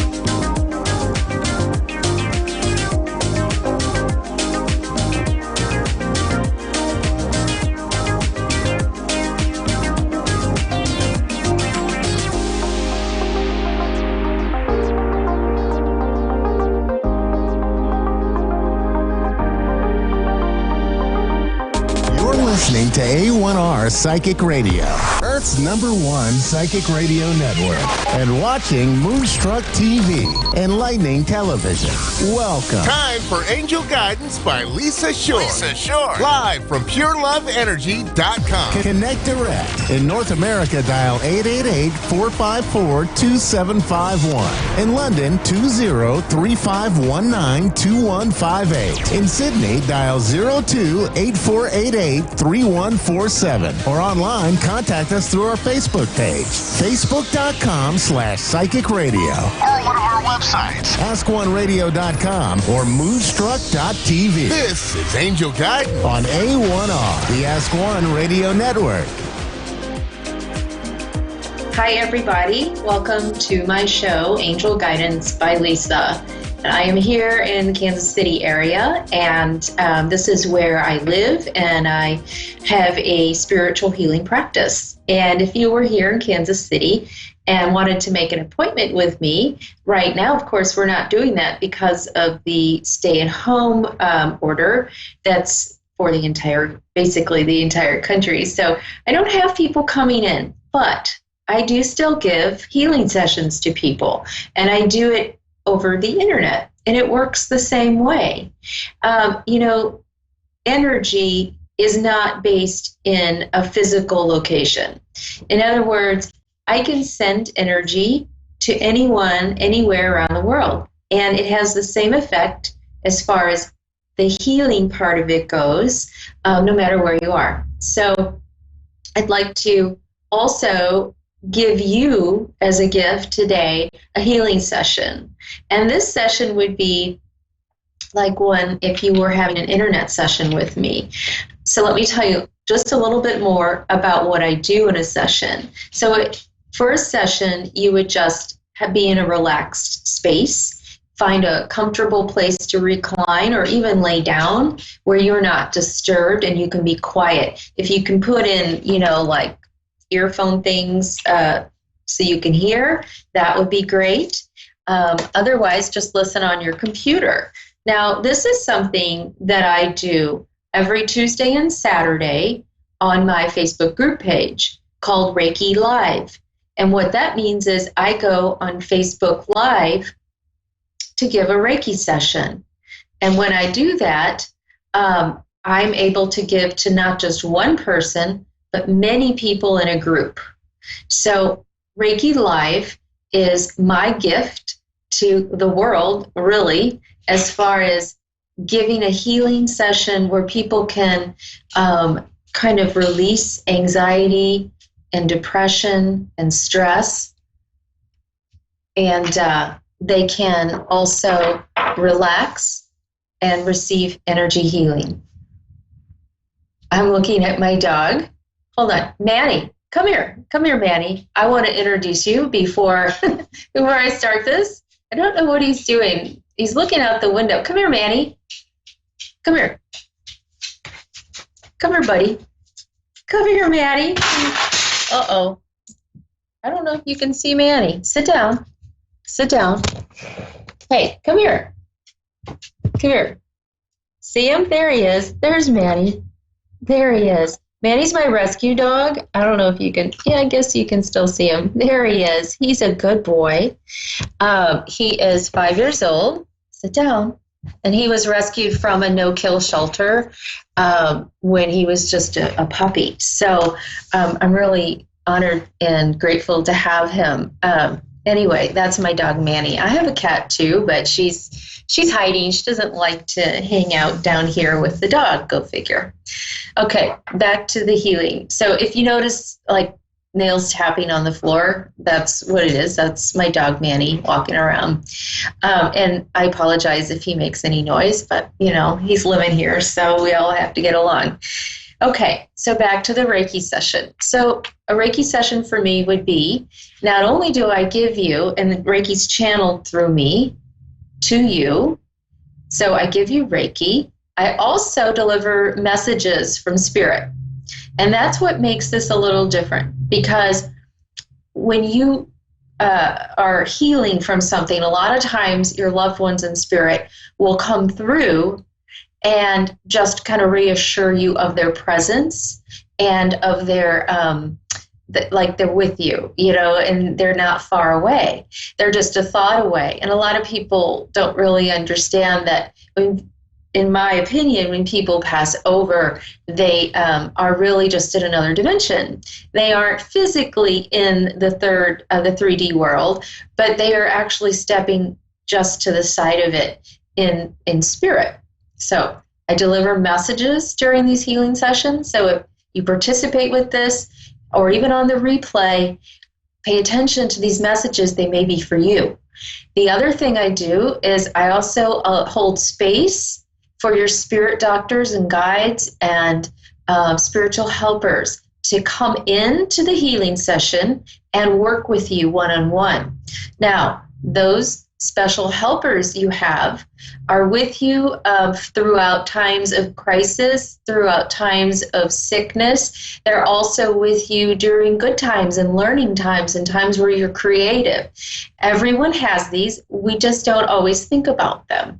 But they are there in spirit. They are beings of light. So I may refer to them in the session as well. As I see them working with people, I may tell you what I notice them doing to your energetic body as I view it. And the other thing that I do as well is I also deliver messages about what I'm noticing in the body, in the physical body as someone's, receiving Reiki, or the energetic body. I may notice what's happening with chakras. I may also mention sensations that I notice that may be happening with you. Like I may see or feel vibrations in your body, or flowing light, waves of light, and or tingling or coolness, or even if there's a presence nearby. All of these things are, I'm telling you, are from the feedback that I receive from the people who have these sessions with me. So it's not something that I'm just like winging it and making up. I'm telling you things that actually happen. And so that's why I want to share with you this beautiful healing session today, because I feel like there's so many people right now who have some anxiety and stress and are unsure about where they're going and what's going to happen in the outer world. And for me, what gives me the most strength and peace, and what I notice gives others the most strength and peace during these times, is to receive Reiki. And that's why I'm so honored and blessed to share this with you. So we're going to start. And, for this purpose, I may just leave my eyes open. Most of the time I do close them. You may see me close and open my eyes. But really my hope for you is that you will not be watching me, you'll be listening to me. And if you're on the A1R radio network, you are just listening to me. You're not actually viewing me.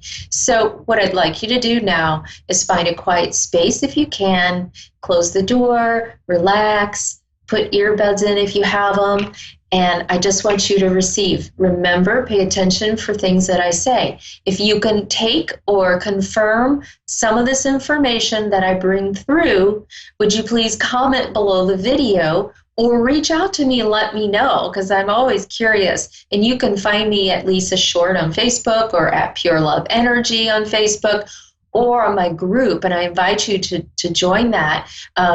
It's called Reiki Live, L-I-V-E, Reiki, R-E-I-K-I, Live. So look, you're welcome to connect with me in all those ways. Okay, so we're going to start. What I'd like you to do is just find a quiet space, like I said, and take a couple deep breaths slowly, and close your eyes.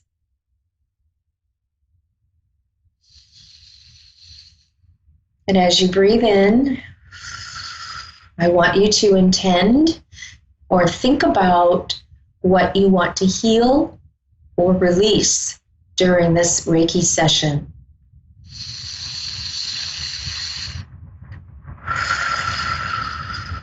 And as you breathe in and out, I want you to push the energy in your body up towards the sky. Just feel it rise up. It's that feeling you notice that starts deep within the pit of your stomach. And as you breathe in, you might feel it move upward, out the top of your head. And that's all right. That's a beautiful thing. That's your energy rising. And in your out breath, push the energy in your body out into the space around you. You're pushing your energy out into the room. Okay? You're pushing it out with your breath. You're breathing out. Move it out.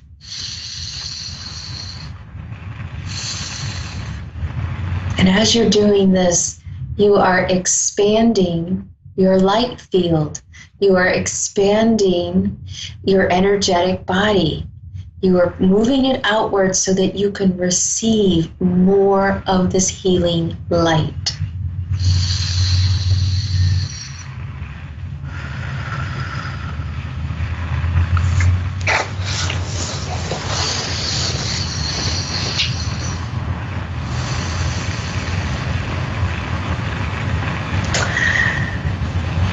Okay, so you may feel right now, and I am noticing some movement in the third eye area, which would be up here in this forehead area. It may feel very warm right now. It may feel like it is tingling or swirling or pulsating even.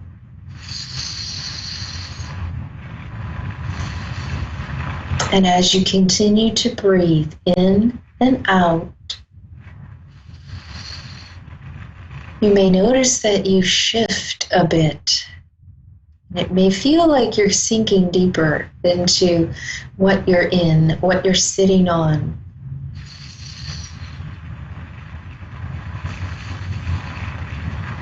Just keep taking deep, full breaths.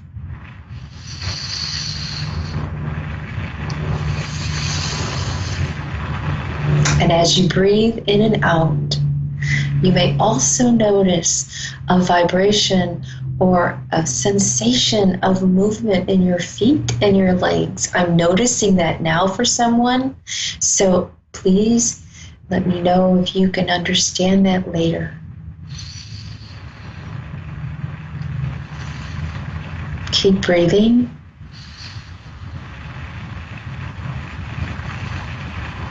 You may feel what is similar to something merging into the space around you. Something that's gently pushing into that space. And that would be the energetic field of light that's coming from me as I channel Reiki to you. So continue to take that in and relax and know all is well. It is of the very highest energy.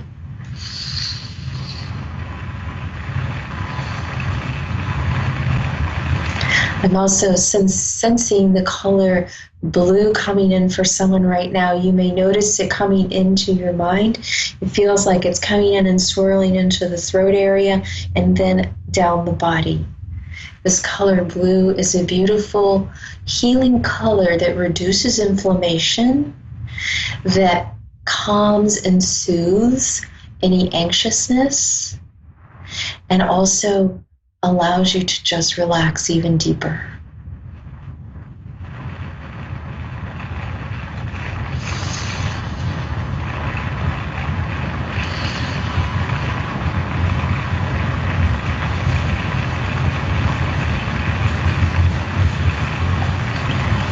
Keep breathing. I'm feeling some movement in the lower abdomen right now for someone. It feels like you would notice a warmth, you would notice a vibration, a swirling, a gentle shift. And I feel like this is connected with someone who's having some health issues in this area, or it feels like there would be some tightness there, like a fist holding tight in that area, and that's going to unwind very slowly and soothe and relax.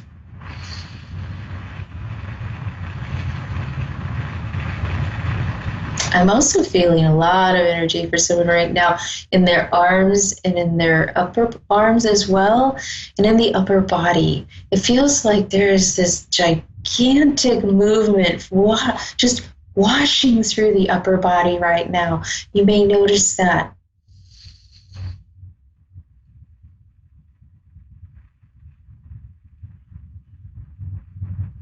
There's a couple people in here who are sinking deeper into this, still have some doubts. I want to assure you that all is well, that this is of the highest good and the highest loving light. All right, so I'm also connecting someone here with a fox, like the animal, the fox. This may be an animal that you connect with that would be something you see in nature, something you just really connect with, either on, like you might see it on social media even, like, and the fox is a special meaning for you, okay? And so this fox meaning for you is that you like to sort of camouflage yourself. You like to sort of blend in with the environment. You're kind of like someone who can walk in a room and just sit down and people don't really notice you've done that, but you have. So you want to be sure that you are not also disconnecting yourself from your environment either, okay? You want to also speak your truth and establish who you are, even if you choose not to participate all the time. Fox people are very, they're like shapeshifters. You may find yourself doing this. They can blend in anywhere they are. Okay, so you would probably be someone who could pick up on conversations someone's having, and you might even do this psychically. You know, there may be someone here right now who's listening to this who connects with the fox, who also has their psychic abilities starting to open up. Okay, so think about that. Does it connect with you?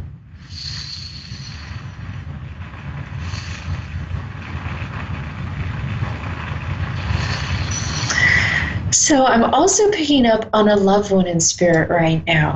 And this loved one in spirit would be on the mother's side. This would be someone who would be, I hear cousin. I hear cousin, and I hear a lady's name like with the letter E, old name like Ethel or, something with an E or a TH, a very old name, Ethleen. It's not common anymore. Esther as well. Any of those names, it even connects that like to the biblical names here. So this is an old name. This is a soul who is stepping forward, and she reminds me of, if you ever seen the movie The Wizard of Oz, she reminds me of the woman who plays Auntie M. Okay, she reminds me of an old school lady who would have been able to be practical, take care of herself and her family, and really not mince words. Okay, if that makes sense to you, and you know what, Auntie M just came through, and the name starts with an E. This could be an Emily as well. Spirit speaks to me in very interesting ways, so there's a lot of overlapping symbolism here. So know that this lady is with you. If you can take this, let me know. Type in the comments later. This lady is strong. She is vibrant. She is a hard worker. She would have listened to you. You know, this may be a grandmother type figure for you, even if she was a cousin or an aunt. You know, this woman is going to be in your memory. Okay, she may have been gone for quite some time. She's going to be in your memory, and she wants you to take from this time, this space that we're occupying right now on the earth, that you can do this, like you can get through this. This is her message. It's coming in very strongly. You can get through this time. You will make it. Okay, she is with you in thought and spirit and heart. So if you want to speak with her, just think of her, okay? She hears your thoughts. Ask her to give you some loving support, even if you feel very alone right now.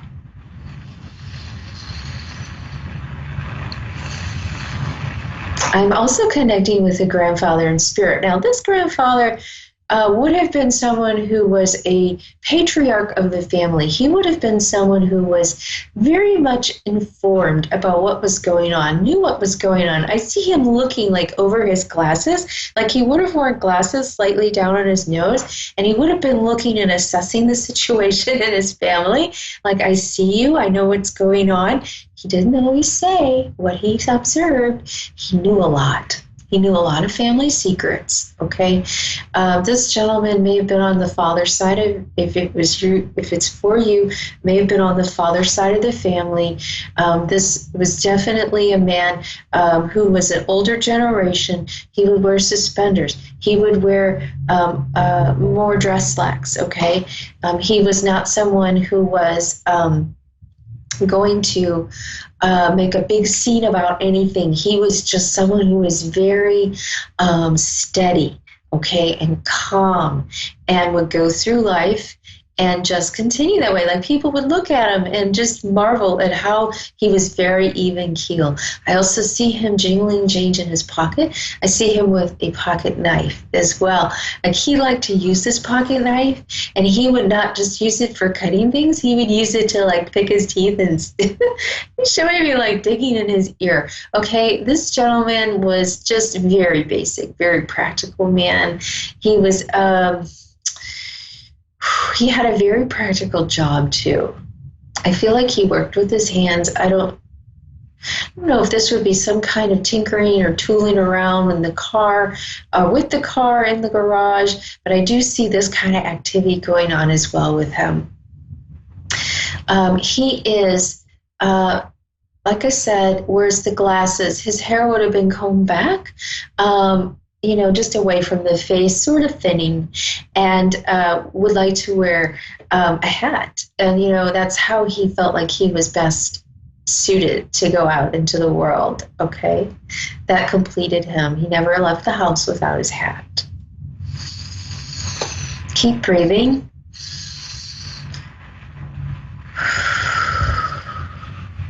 I'm seeing a beautiful rainbow of light. This is for the entire group. There are messenger guides coming through right now, and you may notice them standing around you, around your shoulders, your head, your elbows, like all around this area up here. And I see them working with you. And this rainbow light is infusing all of the layers of your aura. It's infusing all of the chakras.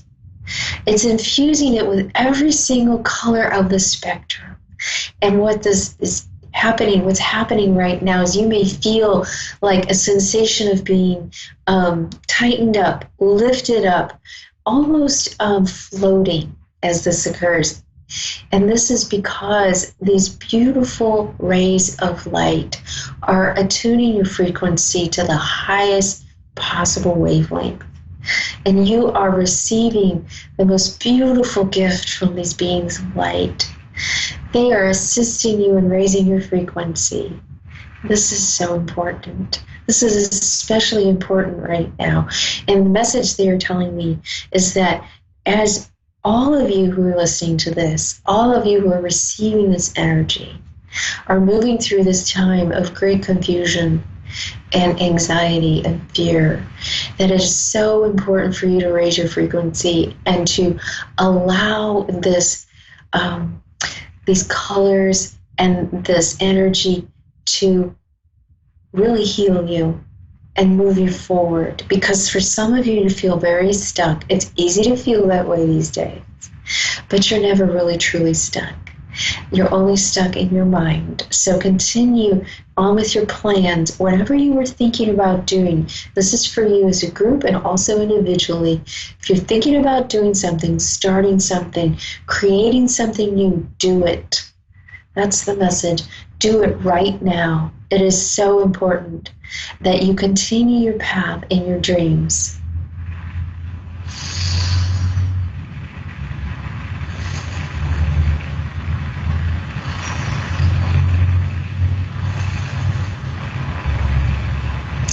I'm feeling a very strong wave right now come right through my body and flow completely down in and out my legs. And this light this light is flowing and connecting you with earth energy. And this is so very important because the earth energy is what grounds us. And in this time, we need to be grounded. If you are able, connect with the earth. This is your message. Connect with the earth. Go outside, take a walk, attune with nature. You're going to be healed by the beautiful, loving lights of nature, by the energy of the trees, of the plants, of the green color. The colors in nature are healing as well. Show yourself to nature. Connect with it. Please take a walk. Even if it's around the block, you're going to lift your frequency in that way. Now I want you to relax and begin to feel the oxygen in your body flow in through your legs, into your toes, down your arms, and into your fingers. And as you breathe in, I want you to intend that your energy come back around your body. It's important that you bring it back. Don't leave it out there. Bring it back now. And as you continue to bring it back, I want you to wiggle your fingers and toes and open your eyes. This session is sealed. If you have any comments, can take any of the mediumship information or intuitive information I shared with you today. If you'd like to tell me about your healing experience, please message me or type below the video on this post. Really do appreciate it. I'm sending you all the love and light and healing in this time of transition. Please reach out to me on my group page on Facebook, Reiki Live, at Lisa Short on Facebook, or at Pure Love Energy. Thank you so much. Have a beautiful and infinitely blessed day. Bye-bye.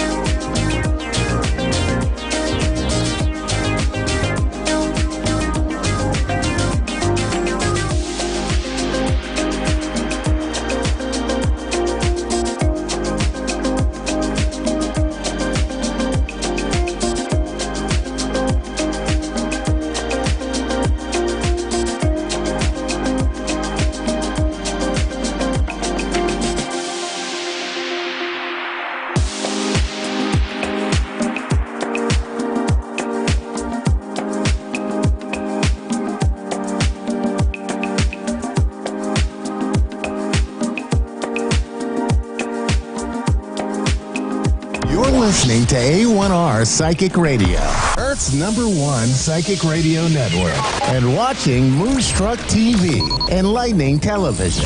Welcome. Time for intuitive listening with Trish Rock. Live from TrishRock.com. Connect direct. In North America, dial 888-454-2751. In London, 20-3519-2158. In Sydney, dial 02-8488-3147. Or online, contact us through our Facebook page, facebook.com/psychic radio. Or one of our websites, askoneradio.com or moonstruck.tv. This is intuitive listening on A1R, the Ask One Radio Network. Thank you. Good morning, everybody. I'm Trish Rock, and this is the Intuitive Listening Show. I hope you are all well. I know for many of you, you are inside, perhaps not coming home from work today. If you're in the United States, this is normally the time you'd be coming home from work. So if you are inside at the moment during all of this, I hope you are keeping well. And I guess the main thing is to try to keep the stress levels down, because the best thing you can do for yourself right now is to stay well, and your immune system stays well when you keep your stress levels down, when you feed yourself well, and when you also feed your mind well, and not be too caught up in the worries and the fear. So I'm going to do a collective reading today, and I'm going to talk a little bit to you today about the chakra system, which will also help you remain balanced at this time. Okay, so the cards that came out, the one in the middle is the Fool card, and I love this card for you today and for this week, because this is the start of a new journey. And the Fool card is the first card of the tarot. Could also be the end. It's, the tarot is a journey, and this is the beginning of the journey. And it's really saying that, it's time to take a chance. What is it that you've been thinking about doing? I know for so many people that, the contemplation now about work, or, do I really want to go back to a job that I hate, or do I really want to continue this career, has really been a strong calling within so many of you, and of the clients that are coming to me. And it really has been a little bit of a wake-up call, because for so long we can be going along in our careers, in our work, in our job, and kind of being on that grind, on that wheel, and kind of saying to ourselves, well, I'll just stay a bit longer. I don't really like it. I don't want to do it anymore, but I'll stay a bit longer.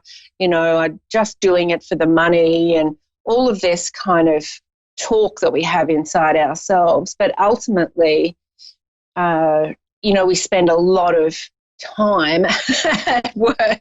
There's a lot of hours in the day and over our lifetime. So if you're not enjoying it, and if it's just not floating your boat anymore, then it's a real internal battle to be doing that on a daily basis. So with the current circumstances where a lot of people are at home and not doing that job at the moment, or perhaps have had, to pivot their career or their business, it's really been a great time to have a look internally. What is it that I do want to do? What's that calling that's been coming? What's that voice inside of me that's been, really saying, this is what brings you joy, go do that? And people have been really looking at that and tuning into that, and really starting to trust that. But not only that, taking the chance to act on it. And, it doesn't matter how long you've been at a particular job, a career, or, you know, whatever it is that you're doing right now that once gave you passion, if it's not feeling that way anymore, it's time to move on. And we can often feel guilty about that, I guess. I was the same. I was in a particular industry for 28 years and had successful businesses and really loved it. But towards the end, it just really wasn't what I wanted to do. And, you know, you can feel the societal shame of that, I guess, and people kind of saying, well, you know, you've been doing it for so long and you're so great at it. What's wrong with you that you don't want to do it anymore? But the fact is that we're always expanding and we are always looking to expand in different ways. And we have that voice inside us. This is the intuitive listening that we're being called to do more of. What is it that brings you joy? What is it about your current circumstances that you now have the opportunity to change? You now have the opportunity to tune in to what really is going to bring you more joy. So that's the Fool card, as the start of a new journey. But to end the journey, it's really about, we've got the Seven of Swords here. Whenever I see this card, I just reminds me to trust. You've got to trust you. Let go of any guilt. Let go of any old shame that you've got about anything. It's not real. It's just holding you back from your true purpose and the core of you. So let go of that and let go of all of those thoughts that are also holding you in this pattern of the grind, really, right? And I think this, you know, at the moment with everything that's happening, it's a real wake-up call for so many people that, you know, you just have this robotic life. You get up, same way every morning, right? Put the same things on every morning, eat the same thing, go the same way to work, do the same work, come home, same. And it's really, that's really not living, that's surviving. And I just feel for so many it's been a wake-up call to, you know, I don't want to live like this anymore. I'm going to put aside those thoughts that say I have no choice, and I'm going to put away any of that guilt I've got about choosing something for me, and I'm going to start a new journey. And then we've got the Star card, which for me has a couple of messages at this time. It's really saying let go of the negativity. If you are surrounded by a lot of negativity right now, switch off, move away from it. I had somebody say to me a couple of days back that, you know, she dreaded getting on her social media because she was sick of seeing all the negativity. But here's the thing, you don't have to see it. You don't have to have it there, right? I look at my social media and it's all positive because I don't have any of those, I don't have any of the negative people there, and I don't have any of those stories or anything popping up on my social media because I either delete it all or I've hidden it or I just don't have it coming up. So you do have a choice, right? You don't have to sit there and have all of this negative stuff around you and then be the victim and say, oh, I don't like all this stuff. You don't have to have it. It's your choice. It's your life. It's your social media, right? You also get to choose your environment. And if you are around people that are also very negative and you don't want that anymore, spend less time, if any, with those people. You have a choice.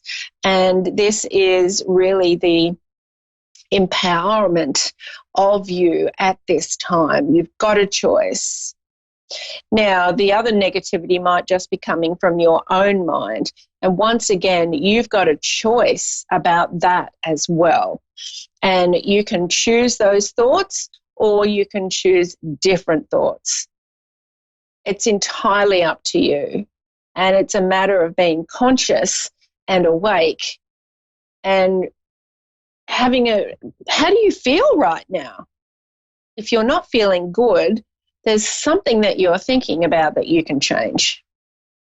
It's really about taking your power back, not allowing, not allowing that victim mentality to come in, to really take your power back. Choose how you want to feel, choose who you want to be around, and really let go of a lot of that negativity and start becoming the shining light in your own life, the star of your own life. You really can do that. It's beautiful energy this week to do that. We've got a full moon right now in Libra, which is very balancing, very calming. The full moons are also about letting go and about, moving forward from any of that negative stuff that you don't want in your life anymore. Now, the other card I've got here is from the Queen of the Moon Oracle, and it's number 10, discernment. And I'm just going to hold this up here for a moment while I read this card out to you, because it's quite a nice card. And the first thing about number 10 is it reduces to a 1. So that's the start of a new cycle. So I want to read this one out for you. Discernment. Take care in your choices now. Look carefully and judge wisely. There may have been something difficult to see, something that has been obscured, but now it has been revealed to you. Examine it closely. And here's a nice little mantra for you to say. I take my time to be accurate and precise in my discernment. Now, this once again is about this new path and choosing not to buy into the negativity. That really is your choice.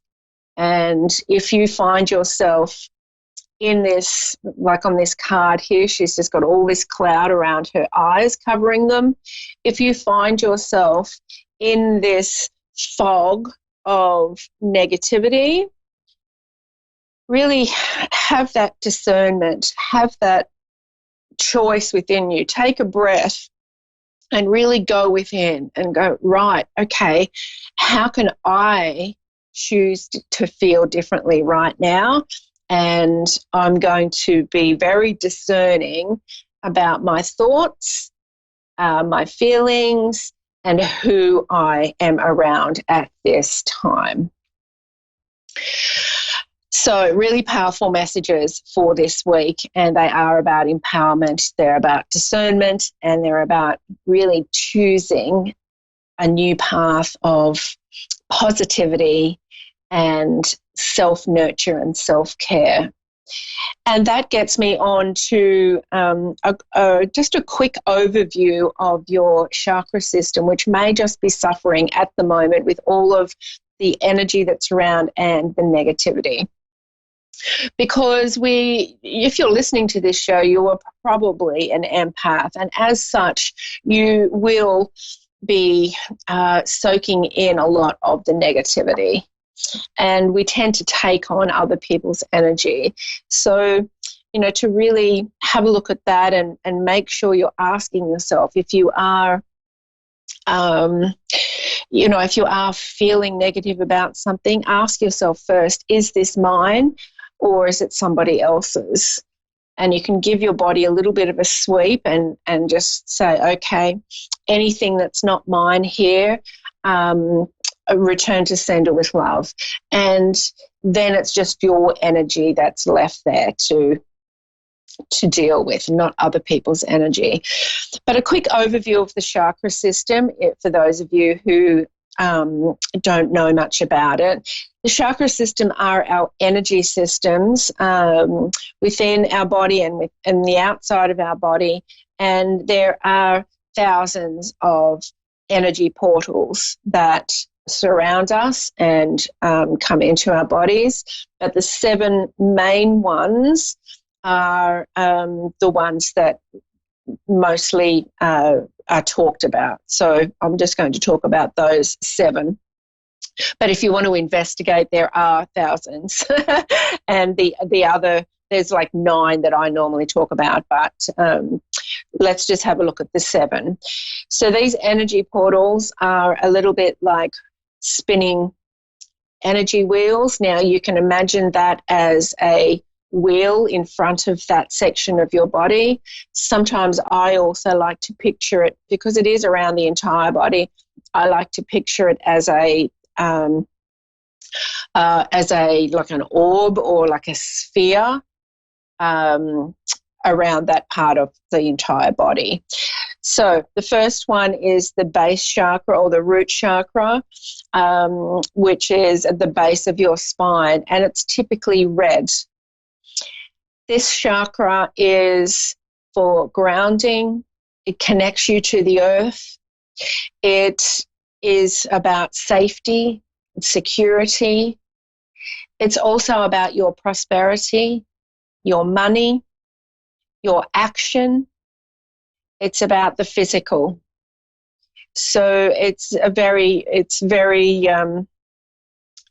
wall-based chakra is the name of it, and that's the best word to describe it, really, because it's about the base of us, our foundations. Now the next one up is just below the navel, and that is the sacral chakra, and that is orange in colour. And the sacral chakra is about relationships, fears, it's your sexuality, it's your femininity, which is your caring, kindness. And, you know, it really is also part of your whole grounding process. If it really is the emotional center. If you're out of balance emotionally, you are going to be reacting to things rather than acting from an empowered place. So that's the second chakra. The third one is just above your navel. It's in the center of your torso. It is the solar plexus. And this is the sun of your body. And this is the power. This is your empowerment. This is your light. This is your confidence, your willpower. This is you standing tall, shining your light, saying, yes, I'm okay with who I am. And when this isn't strong in that area, you tend to hunch over and be very nervous about shining your light, and for fear of criticism, and you really start shrinking. The next one up is your heart chakra, which is obviously in the heart area. It's in the center of your chest there. This is about love. It's about self-love. It's about nurture. It's about caring, compassion. It really is the brain of the body, right? And at this point in time, you know, with this awakening of consciousness, it's time to go into our hearts to get answers rather than our heads. This is where the answers are, in your heart. Now, the next one up is the throat chakra, which is obviously in the throat. The throat chakra is blue. Oh, and I didn't do the colours of the others. I'm sorry. The heart chakra is green and the solar plexus is yellow. The throat chakra is blue. This is about your creativity, your expression, your truth.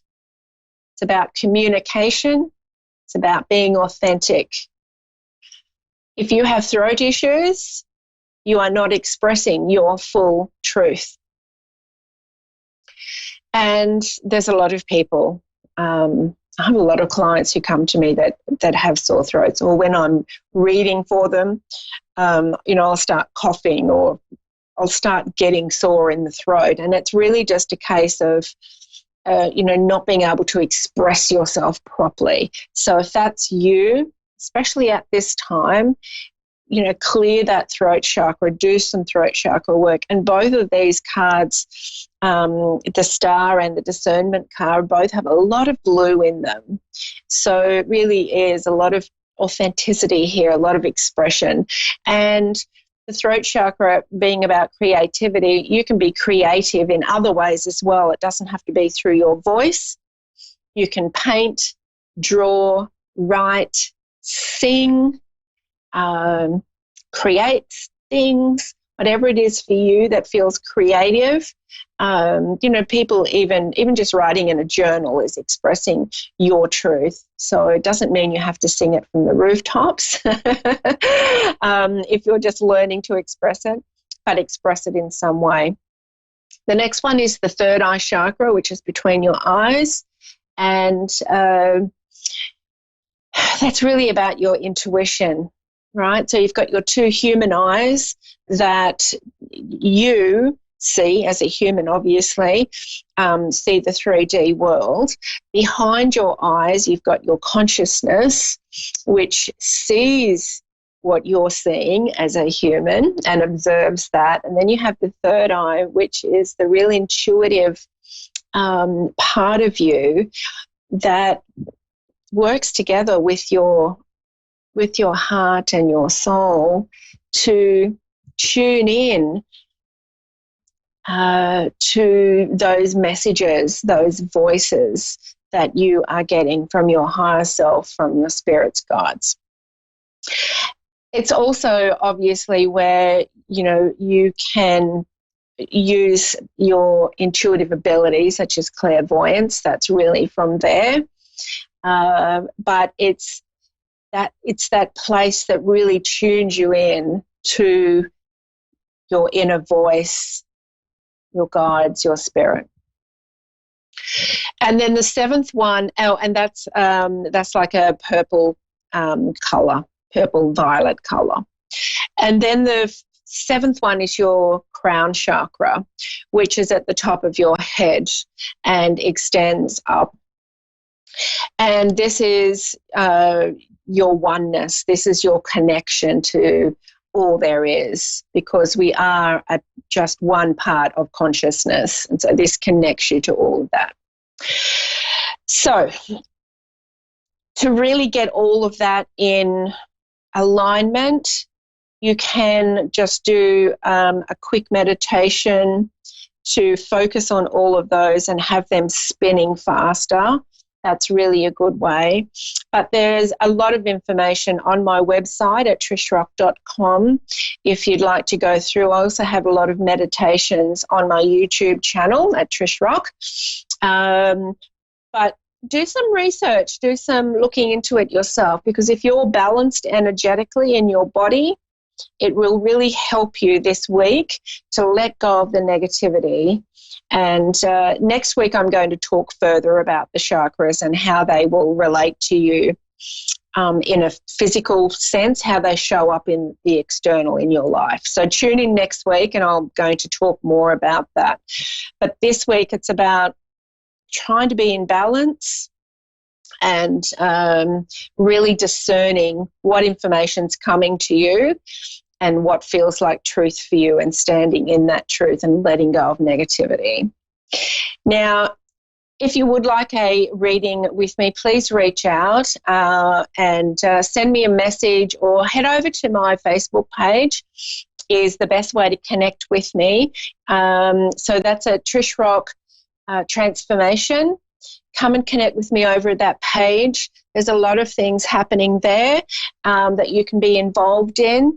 Now, there's also a beautiful workshop that I've got coming up called Humaning the Spiritual Way, and that's with Jonita Francis, and all the information for that is also on my Facebook page. So Trish Rock a transformation, find my page on Facebook, or just look up Trish Rock and you'll find me there.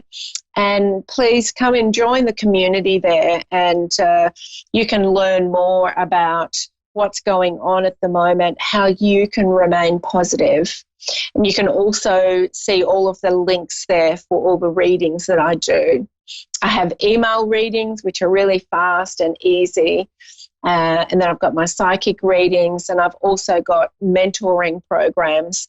If you're ready to take that next step in your career, in your job, if you're saying to yourself right now, I don't want to go back to a job I hate, I have a higher calling, I have a higher purpose, then please reach out and let's have a chat about it, because I would love to mentor you into really living on purpose and being of service to this world in the way that is really calling you right now. It's a perfect opportunity. So have an amazing, amazing week. Tune in next week. I'm going to be talking more about the chakras and showing you how it shows up in real life. Until then, stay safe, look after yourself, and be well. Bye for now.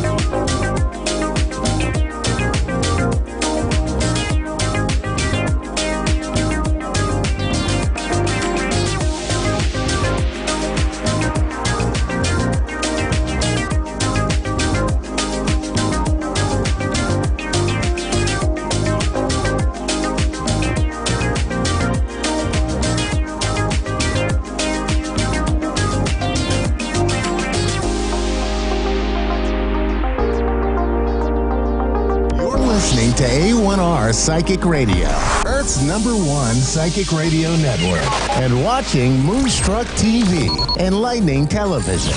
Welcome. Time for Amanda Hall Psychic with Amanda Hall. Live from AmandaHallPsychic.com.au. Connect direct. In North America, dial 888-454-2751. In London, 20-3519-2158. In Sydney, dial 02-8488-3147. Or online, contact us through our Facebook page, facebook.com/Psychic Radio. Or one of our websites, AskOneRadio.com or Moonstruck.tv. This is Amanda Hall Psychic on A1R, the Ask One Radio Network. Welcome to A1R Psychic Radio here on Moonstruck TV with Amanda Hall Psychic all the way from the Gold Coast here in Australia. I hope wherever you are around the world that you have been staying home, you've been staying safe, and more importantly that you're well and that your family and your friends are well. I know for so many people it's been such a huge time, a very tragic time for a lot of families. There's been so many deaths worldwide. You can't begin to imagine what families are going through. It's always a difficult time when you lose a loved one, but I can't begin to imagine what it would be like at these times where you're not able to go and sit by their bedside in the hospital, to be there with them when they're passing, and more importantly, you're not able to go and celebrate their life at a service or a funeral, and that must be the most difficult, gut-wrenching, heart-wrenching time of all as you try and adjust to losing somebody that you didn't think you were ready to lose yet, and I don't think we're ever ready to lose anybody.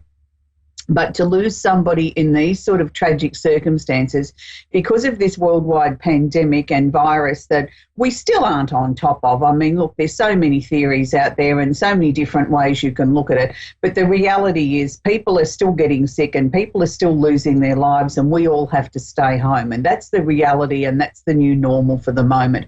And I think we should all start to abide by that as we head into this Easter break, that we all need to listen to this. You know, yes, it might be difficult not spending time with loved ones, but we're so very fortunate that we have such modern technology that we can all connect over, you know, social mediums and videos and Skype and Zooms and every other, you know, happy chat and whatever the case may be. Just think about it 100 years ago where they had none of that. They didn't even have telephones very much. We live in such a fortunate society in that way. So we're going to move on to the Secrets of Tarot card of the week. And this week it's the Page of Swords.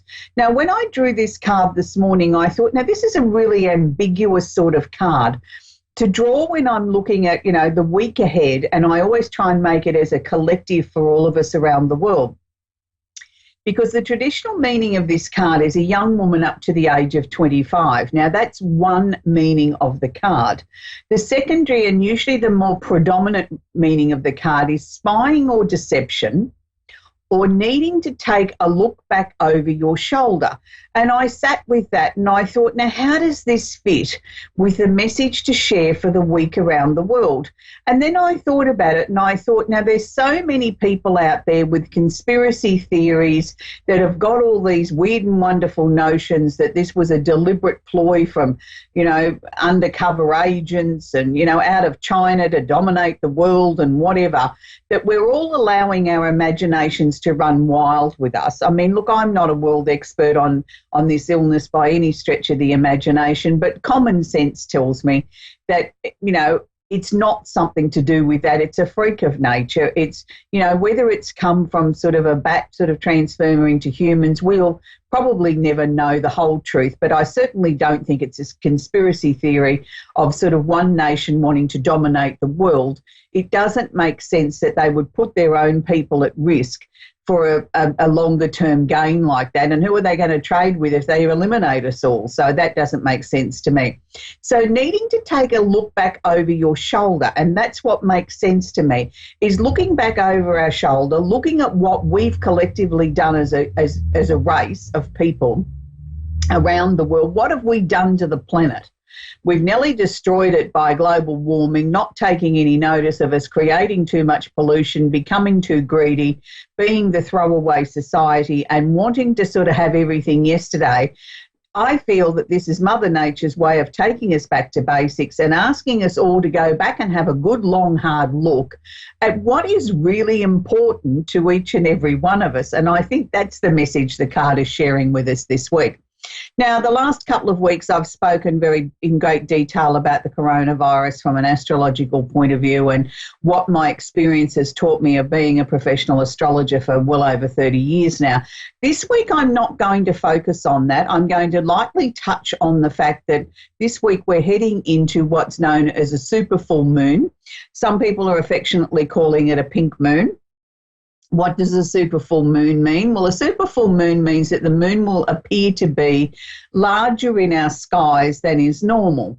Now, we have a couple of these a year every year. Look, I don't place too much emphasis on whether it's a super full moon or the harvest moon or this moon or that moon. Every full moon and every new moon is important. They all stir up some sort of cycle in each and every one of us, whether we want to admit it or not. So why is this particular full moon so important? So let's first off run through the dates. The dates will be 8th of April 2020 or April 8th if you're in the Northern Hemisphere. So for those of you in the Southern Hemisphere and in my part of the world, the full moon actually peaked last night. For those in the Northern Hemisphere, it'll be in the next 24 hours.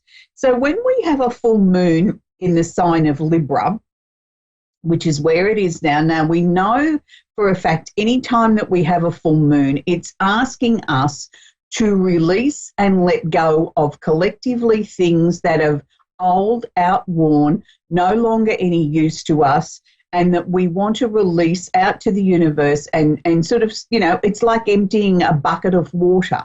We're emptying out what we no longer need. Then we look at the energy that the full moon is in. So the full moon is in the actual opposite sign of where the sun is, so it's in Libra. So it's asking us to balance the scales. It's asking us to find the truth in the matters that are affecting us. Now, by that, I think we all need to take a chill pill. We need to calm down a little bit and start to look at what is going on in the world, what's going on in our little world, and collectively what's going on out our front doors. So at the moment, for most of us around the world, we're in some form of lockdown or isolation. We're not able to go about our day-to-day lives in the usual fashion that we do. It's a big, exciting experience now to go to the supermarket and purchase some groceries. That's the highlight of your week, the time that you're allowed to hop in the car and go out and be in some way semi-normal. And just prior to the show, the producer and I were having a laugh about that, to go down to the supermarket is a big deal now, and you get all gowned up and gloved up and face masks, and it's a very surreal sort of experience. And he suggested that maybe I should wear a face mask on the show and call it the coronavirus show. And I said if I did that, nobody'd be able to understand me.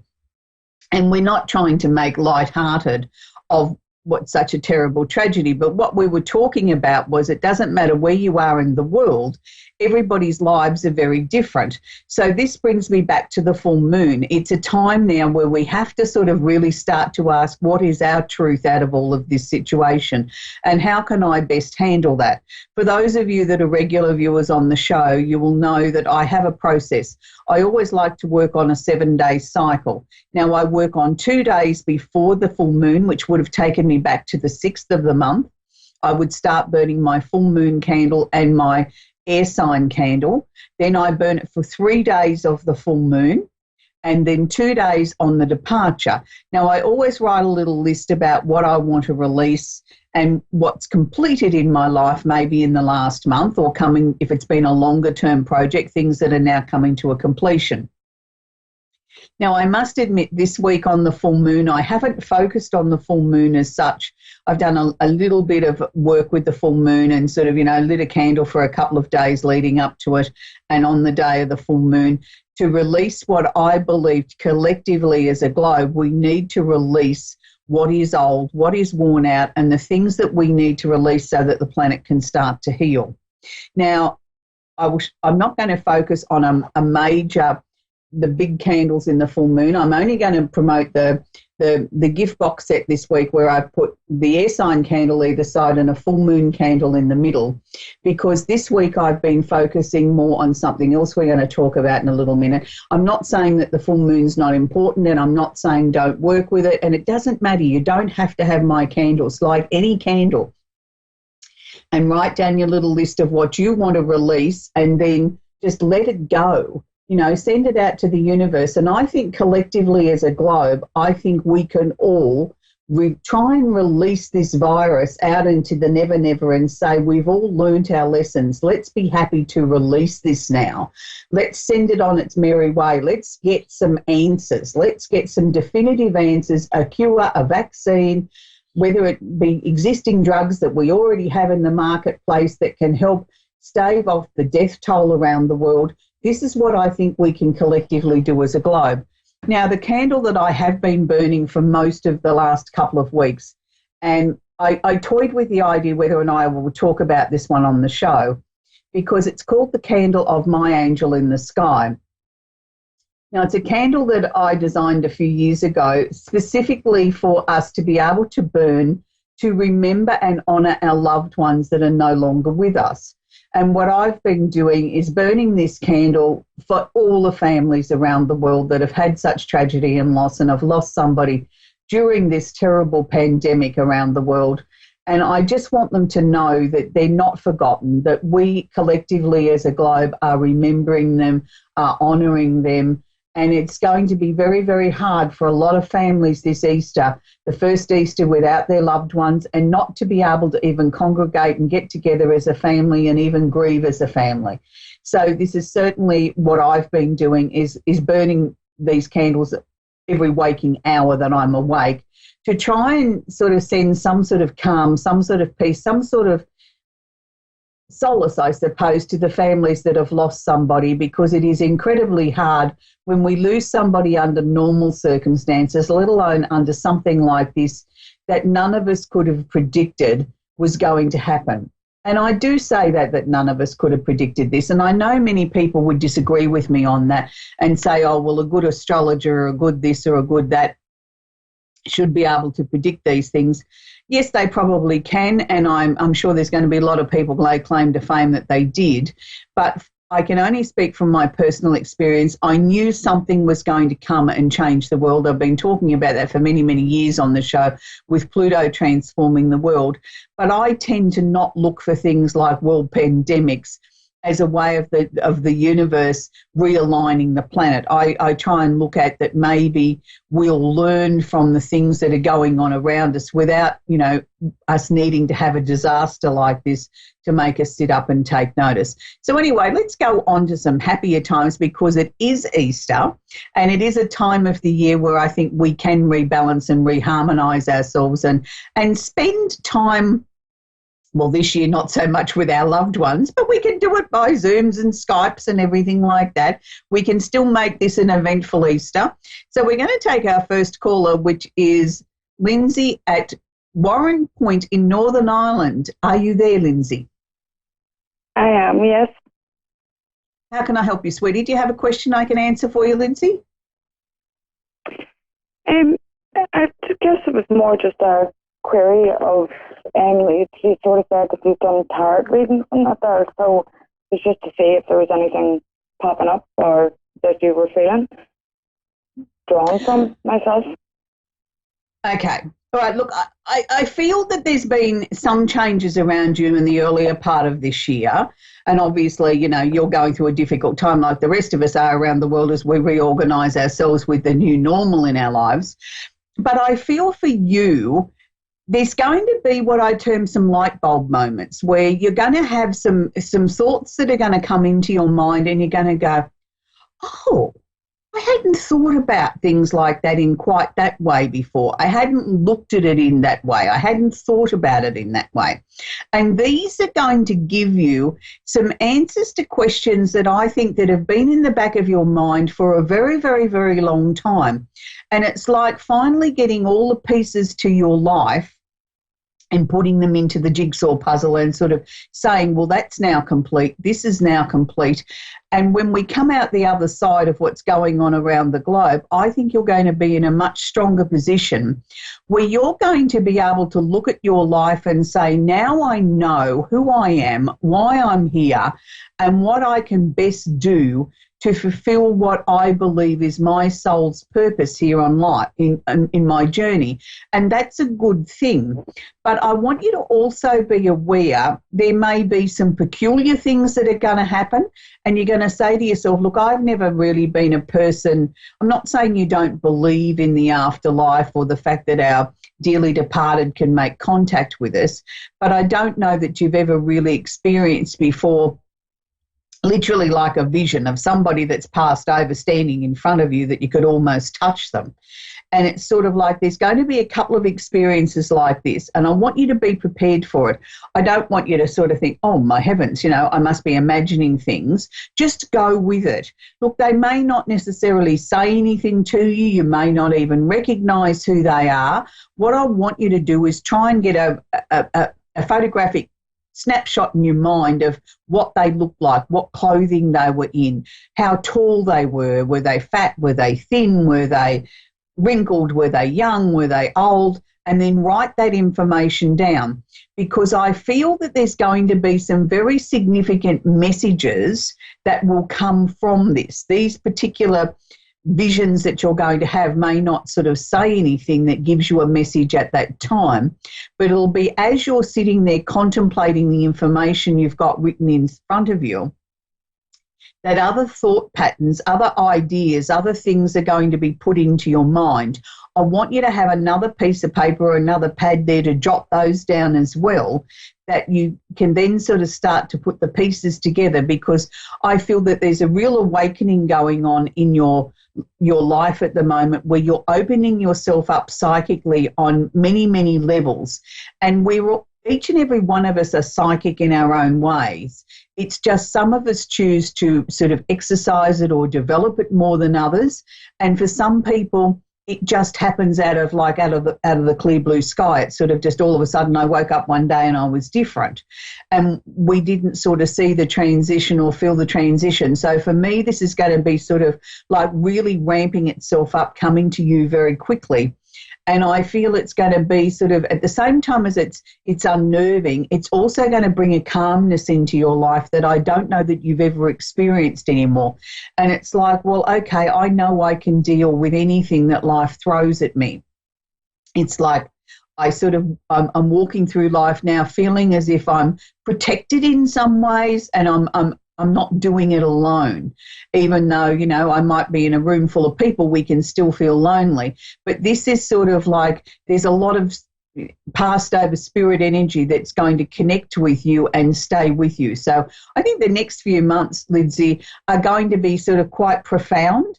And I think there's going to be lots of answers to lots of questions, and also lots of new ideas and lots of new hope and new things that you'll be able to share with family and friends and other people. But I think by the end of this year, you're going to be a very different person to what you were at the beginning of this year, but in a very, very positive way. So all I can say to you is just keep an open mind. Don't sort of look at sort of making any solid decisions just at the moment if you don't have to. Just go with the flow and see what unfolds. And I know that you're going to end coming out the other side a much different, a much stronger person with a completely different view on life. So I wish you well, sweetheart. We're going to go to Miranda in Bradford in Ontario, Canada. Are you there, Miranda? I am. Do you have a question I can work with, please, Miranda? I'm kind of looking at maybe connecting with my mom who's passed. Okay, Miranda, because we have such limited time on the show, I'm not necessarily be able to guarantee you I can connect with your mum. Do you have a question that I can answer for you, something that's troubling you or something that you need an answer to now? And if she chooses to chime in, I will let you know. Okay, maybe just something about future family-wise, job-wise. Okay. All right. Family-wise at the moment, I think that there's going to be a number of changes going on in the family over the next 3 or 4 months. And I think that's to do with, things that the way that they're changing around the world. But it's interesting because your immediate family seems to be sort of almost like, yes, I need to look at my own stuff, but then I'm also more collectively looking at how everybody else is. So I think it's going to be a real adjustment time as everybody comes to terms with what being at home and being in such close quarters means to everybody. But also at the same time, I think there's going to be a new bond that's going to come through. Was your mum very big on the family unit?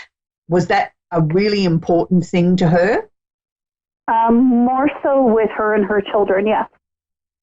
Yeah, because she's showing me, I've got a woman there that's really smiling, saying, like this is heartwarming to her to see that everybody is sort of reconnecting, reestablishing, bonds that were sort of not necessarily lost, but were sort of, we didn't put as much energy or effort into because our lives were so busy. She's really happy that everybody's starting to reconnect and sort of have some honest conversations and sort of really understanding what family means and how important it is. So, you know, she's certainly around you all the time. She's certainly not backward in coming forward, letting you know if she's not happy about something.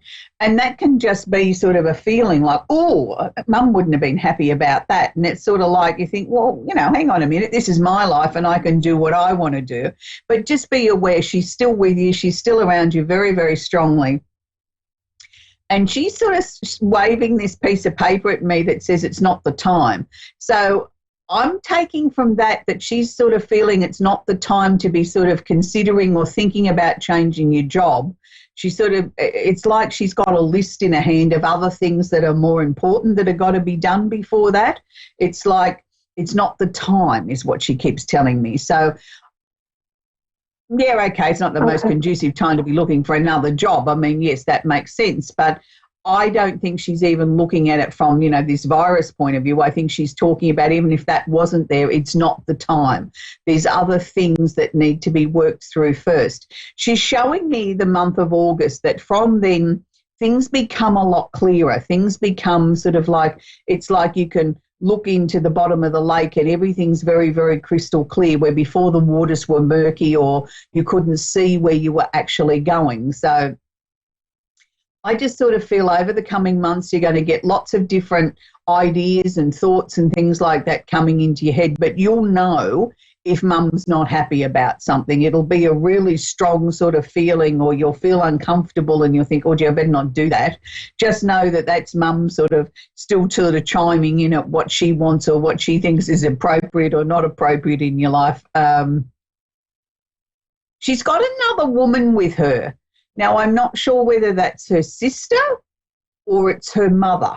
It was a very close connection here on Earth. Was that her sister? No, I would assume that that's her grandmother. Her grandmother, okay.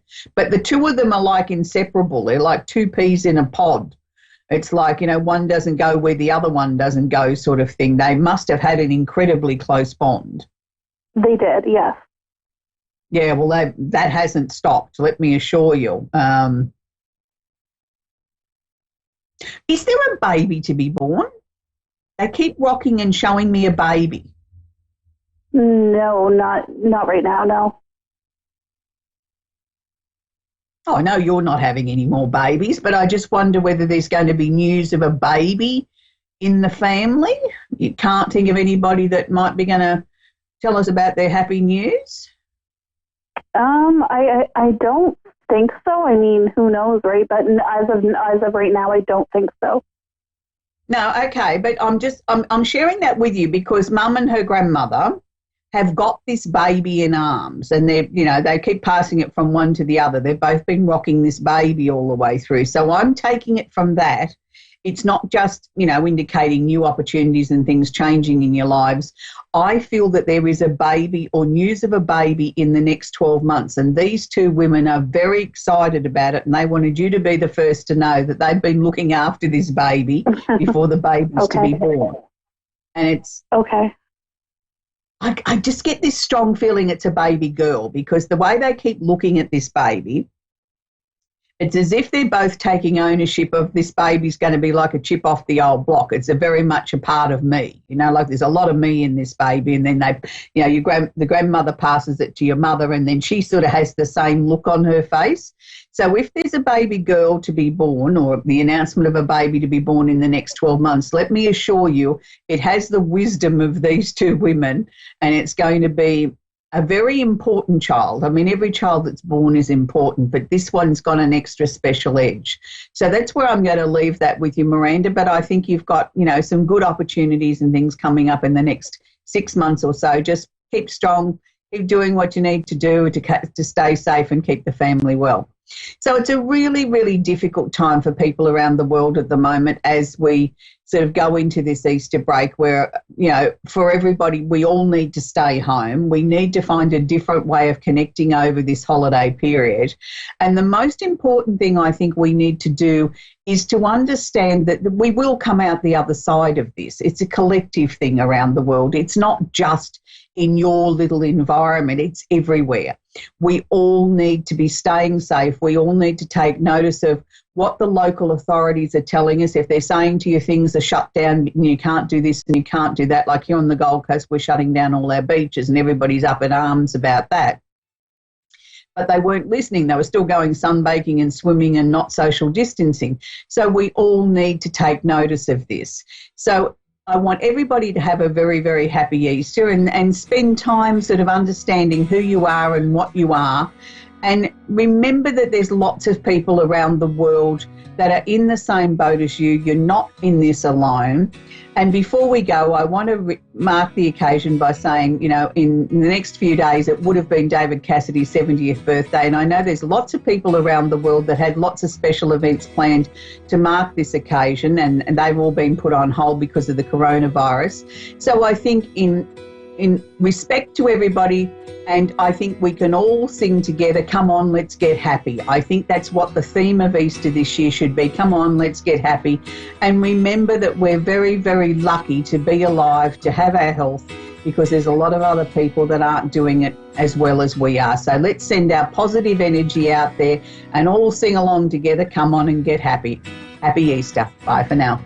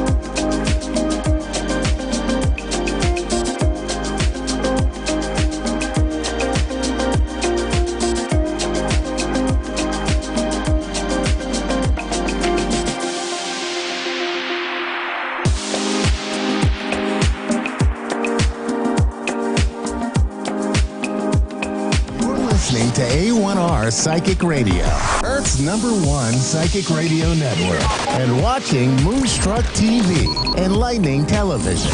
Welcome. Time for the Modern Day Medium with the Modern Day Medium. Modern Day Medium. Live from the moderndayMedium.com. Connect direct. In North America, dial 888-454-2751. In London, 20-3519-2158. In Sydney, dial 02-8488-3147. Or online, contact us through our Facebook page, facebook.com/psychic radio. Or one of our websites, askoneradio.com or moonstruck.tv. This is the Modern Day Medium on A1R, the Ask One Radio Network. Hello and good evening. It's Michelle here, the Modern Day Medium. Delighted to be here this evening with you. And we've got a great show in store tonight. I've got a wonderful guest with me, Jono. And we'll get round to him in a minute, as long as you don't mind. That's fine. What I wanted to talk about was just this full moon, first of all, 2020. How it's been quite chaotic energetically for us. I don't know how many of you have been going through massive emotional upheavals, struggles. 2020 was meant to be great. 2020 was meant to be the best. It's just the end of it with this beautiful wolf moon that we've had on my last show. I was talking about it. It's all been about release and let go, and release and let go of the emotions. And so now within the next couple of days, things are going to really, really settle for everybody, and it's going to be just lovely. Much more harmony, much more emotional issues have gone, and more clarity for everybody. So it's going to be more peaceful, shall we say, and better sleep as well. I don't know if anybody's been struggling with their sleep, feeling out of sorts, but it's all going to settle down, guys. So I just thought I'd share a little bit more about me and my life. I'm not in my normal set here. I've actually come up to Wiltshire. I'm here at my sister's, and who is sitting next to me is my future brother-in-law. This is Jono. Here is my future brother-in-law here. Lovely. But I just wanted to talk a little bit about my family. I come from a very spiritual family. I'm incredibly lucky and very, very proud as well. My twin sister is an amazing, wonderful psychic platform medium. She has taught, trained, travelled in Wales, and the amount of people's lives and hearts she's touched is unmentionable, quite frankly, and the people that she has helped. Her husband, my other brother-in-law, Gary, is also a good medium, but he's a great psychic surgeon as well. And they work together quite a lot, and they run their own churches. They're just phenomenal workers. And then I come into my eldest sister, Louise, who is also a psychic medium and amazing healer. And she has also dedicated her heart and life for at least the last 15 years to working with spirit, giving messages, working in churches, healing people, and bringing through loved ones, indeed proving that life is everlasting. So incredibly lucky. And then, of course, there's me. Me, Louise and Michelle have worked. Me, Louise and Michelle? What? Me, Louise and Simone have worked together as the Spirit Sisters as well. And we've been lucky enough to be in the Daily Mirror, which is a national newspaper here in England, for about 8 months. We've been in lots of spiritual magazines. We've done radio shows and a lot of platform together. We're just taking a break at the moment and doing our own thing. But the reason I've wanted to interview Jono tonight, which also Simone does do a lot of releasing negative energy and releasing these things can really affect us in our life quite dramatically and not know what's going on. So I thought it would be good to share this with as many people as we can, because it really does help bring in clarity and understanding what can be going on with you in a deeper level. So the thing that I want to ask to Jono is just to say to Jono, just tell me a bit about you, or tell everybody about you. Obviously I do, but it's so fascinating. So just tell everybody what it is you do, how it works, and how you got into it. Yeah, fantastic. So I work as a spirit release therapist. I help people with psychological problems. I help people that are hearing voices, people that have serious attachments. And I work with a team of people in the UK as well as the US, and the work is carried out remotely, so we can literally work with people well, I've worked on cases in Canada, amazing. Peru, Brazil, Holland, all in the same day. So it's an incredible way of working, an incredibly effective way of working. So, and how did it get you? How did you get there? I mean, I know how we met. We met in a physical circle. In a blacked out room. In a blacked out room when we both used to do sitting in the dark, we call it, sitting for physical mediumship, where you would have physical things being moved, physical phenomena, absolutely. And that's where me and Jono first met a long, long time ago. But what actually led you from there all the way to what it is that you're doing now? So really the main part of my work has always been within healing, been working as a healing medium. The majority of my work is within trance. I work as a trance medium, a trance healer, trance energy teacher as well. And part of that work was also in psychic surgery as well as other parts of healing. One of the things that started to become more regular was the actual attachment release. And there's many healers. What would you say an attachment is? How would you know what an attachment is? I mean, explain that in more depth as well. Yeah, so in this sense, we're talking about spiritual attachments, which is where perhaps there's a person that has passed away and they haven't quite gone to the light for whatever reason. And sometimes they can attach to a human being, somebody on the earth plane, and they use their body as a transporter. So sometimes it's no issue, sometimes it's a positive energy, but they're just using you as a vehicle. Other times it can be a little bit more negative than that. And there's many healers that deal with that sort of attachment. And you notice it really, I mean, one of the things working in healing is that you're working through your guides. So it's often the guides that will tell you whether there's attachments, and they'll guide you to that frequency within the healing session so that you know you can pick up on certain signals working with your guides, working in certain ways. And then you get that confirmation that there is an attachment there, and then we can start going through the checks just to see what it's like. Just out of interest, because I mean, me as a healer and me doing all the different, as you know, all the different healing modalities that I do.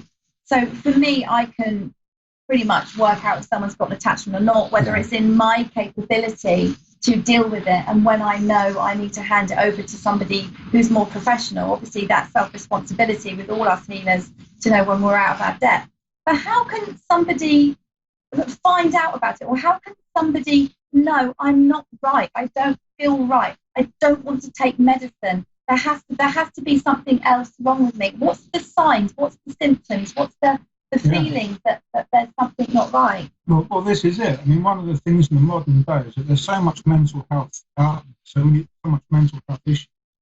And very often a lot of this can go down to attachment or spirit release work. So people themselves, they could feel that they don't feel themselves. They could feel that they're having a conversation. But all of a sudden, you're replying to a person in a manner that just isn't you. So it's almost like another personality has taken over your voice box, or another personality has come in and made your demeanour different. It's like being another person. Yeah. But very often the person... Can that be, sorry to interrupt, but like bipolar, schizophrenia, absolutely. Can all of this be misdiagnosed? Absolutely. Or, wow. And very often, this is exactly the sort of people that we work with, people that are being sectioned, people that hear voices, people that are in mental hospitals where we've done work, and within, 80% of our cases are sorted out within one day. So can you give us an example of a case in America or Canada, or how you don't need to be present to link in, right? We all know that. We're doing it here via Skype. We're going to do a reading if we get time in a bit. But how does it work, and how immediate are the benefits to people? I mean, and the difference is that family can see. Is it almost instant? Yeah, absolutely. Absolutely. So we had a case, I was contacted by a mother who, in her own words, described the last 2 weeks as the most frightening of her life. And that was because her 24-year-old daughter had done the Ouija board, and within 2 weeks they started talking in different tongues and started swearing. So different tongue means? So different languages. Right. A language they don't understand. Yeah. She started... she was sitting at home watching telly with her parents, and she started swearing at them. Gracious. And her face changed. And how quickly did that happen? I mean, was that almost... So that was within 2 weeks of her doing the Ouija board. and they'd gone to spiritualist churches that had helped, but they hadn't cleared. Yeah. And then she did a Google search and found our website. Which your website is? Is johnowebster.co.uk. Brilliant. We had a chat. So first of all, it's about calming them down and making them realise that, you know, if we are talking about spirit possession or something, it's just a form of mediumship. It's just one that perhaps isn't very qualified. You have to be qualified in this. But It's not just for any medium. yeah, no, it's not that. Yeah. And it's just a simple way that whenever I work as a healer, I work with my guides working through me. So I've got spirit working through my spirit, working to the spirit of the client. Amazing. So if they're on the couch, we can all picture that because it's physical, they're in the same room. But there's no difference between somebody being on the couch in my room A healing couch. or or being in Toronto or India or Sydney. Yeah. We can still connect on an energetic level through the universe, spirit connecting to spirit, connecting to spirit. And it works. And that's the thing. I've experienced it myself. And so getting more into that is you go to the higher self, you can go to the higher self, working with the guys, working with connecting in there with you and a team sometimes. It's not just you working on your own. Never just me on my own. So for safety, work with the team, and you've learned this, and there's a doctor, isn't it, that came up with it originally, and he's in America, isn't he, the doctor? So he's just come back from Argentina. Yeah. So he's a UK doctor. He has, Dr. Terry Palmer is his name, Terence Palmer, and he's the leading sort of authority when it comes to remote, what we call remote spirit release. Mm-hmm. You can find him on YouTube. He's written books on this, Healing the Wounded Spirit. Yeah. He's an extremely driven guy, and he's been working with a guy called Andy, who is a psychic surgeon. And over a period of 4 to 5 years, they've built a protocol that's constantly evolving, but the structure of the protocol works. Yeah. And it means that we can go and check in on somebody spiritually between 10 and 15 different frequencies. So rather than just look at an attachment, that's one piece of work. And then we still have approximately 10, 12, 13 different frequencies. Amazing, where we check them out with different types of attachments throughout the universe. Because there's many. Absolutely phenomenal. It's phenomenal work. And it really, the reason I wanted to do this interview with Jono is to spread the word. You know, it's in America, it's in Canada, it doesn't matter where you are. And for all people that are misdiagnosed, taking antidepressants, taking the wrong kind of medicine, when it's actually not that's wrong with them. It's an attachment, it's an energy, it's a negative energy that's either attached to them or within, or in their aura, or within their energy, that's putting this impression of negativity within their mindset and how they are and how they think, which alters their personality into them acting and not behaving, making them feel, I'm just so incredibly out of sorts. So and sometimes I don't even know it. Yeah. Sometimes it can be so overpowering, the person individually doesn't even know they have it because they're used to that. Sometimes the energy is being in there for 10, 15 years, laying dormant. And then it starts to come through. So it comes through slowly. And the person, where we're called the client, is kind of getting used to the energy as it's building up. So they don't see it, they don't notice it themselves. But it's the people around them that notice it. It's the close family, it's the friends. And they see a difference in personality. Something's happened, a bit of trauma in their life or something. Their natural defences have been wobbled, out of balance, out of filter, however you describe it. That's an opportunity sometimes, opportunity attachments come in. And literally they can lay dormant or react straight away. And when your defences are down, or when you're ill, or when you're sick, or you're grieving, you're in bereavement, and when your vibes are down, this is when negative stuff comes in. So guys, it's just really wanted just to talk about this a little bit. I think we've got a caller. We're going to do something here together. That's really exciting. I think we've got Chelsea here from New York. Are you there, my darling? Yeah, hello. Good. Hi, Chelsea. How are you? Good afternoon to you. Hi. Hello. How are you guys? I'm good. Good. How can we help you, my lovely? I'm sorry. I can't hear you that well. What was that? Okay, sorry, darling. How can we help you? Oh, I'm just calling. I'm wondering about like my whole life kind of just like changed recently.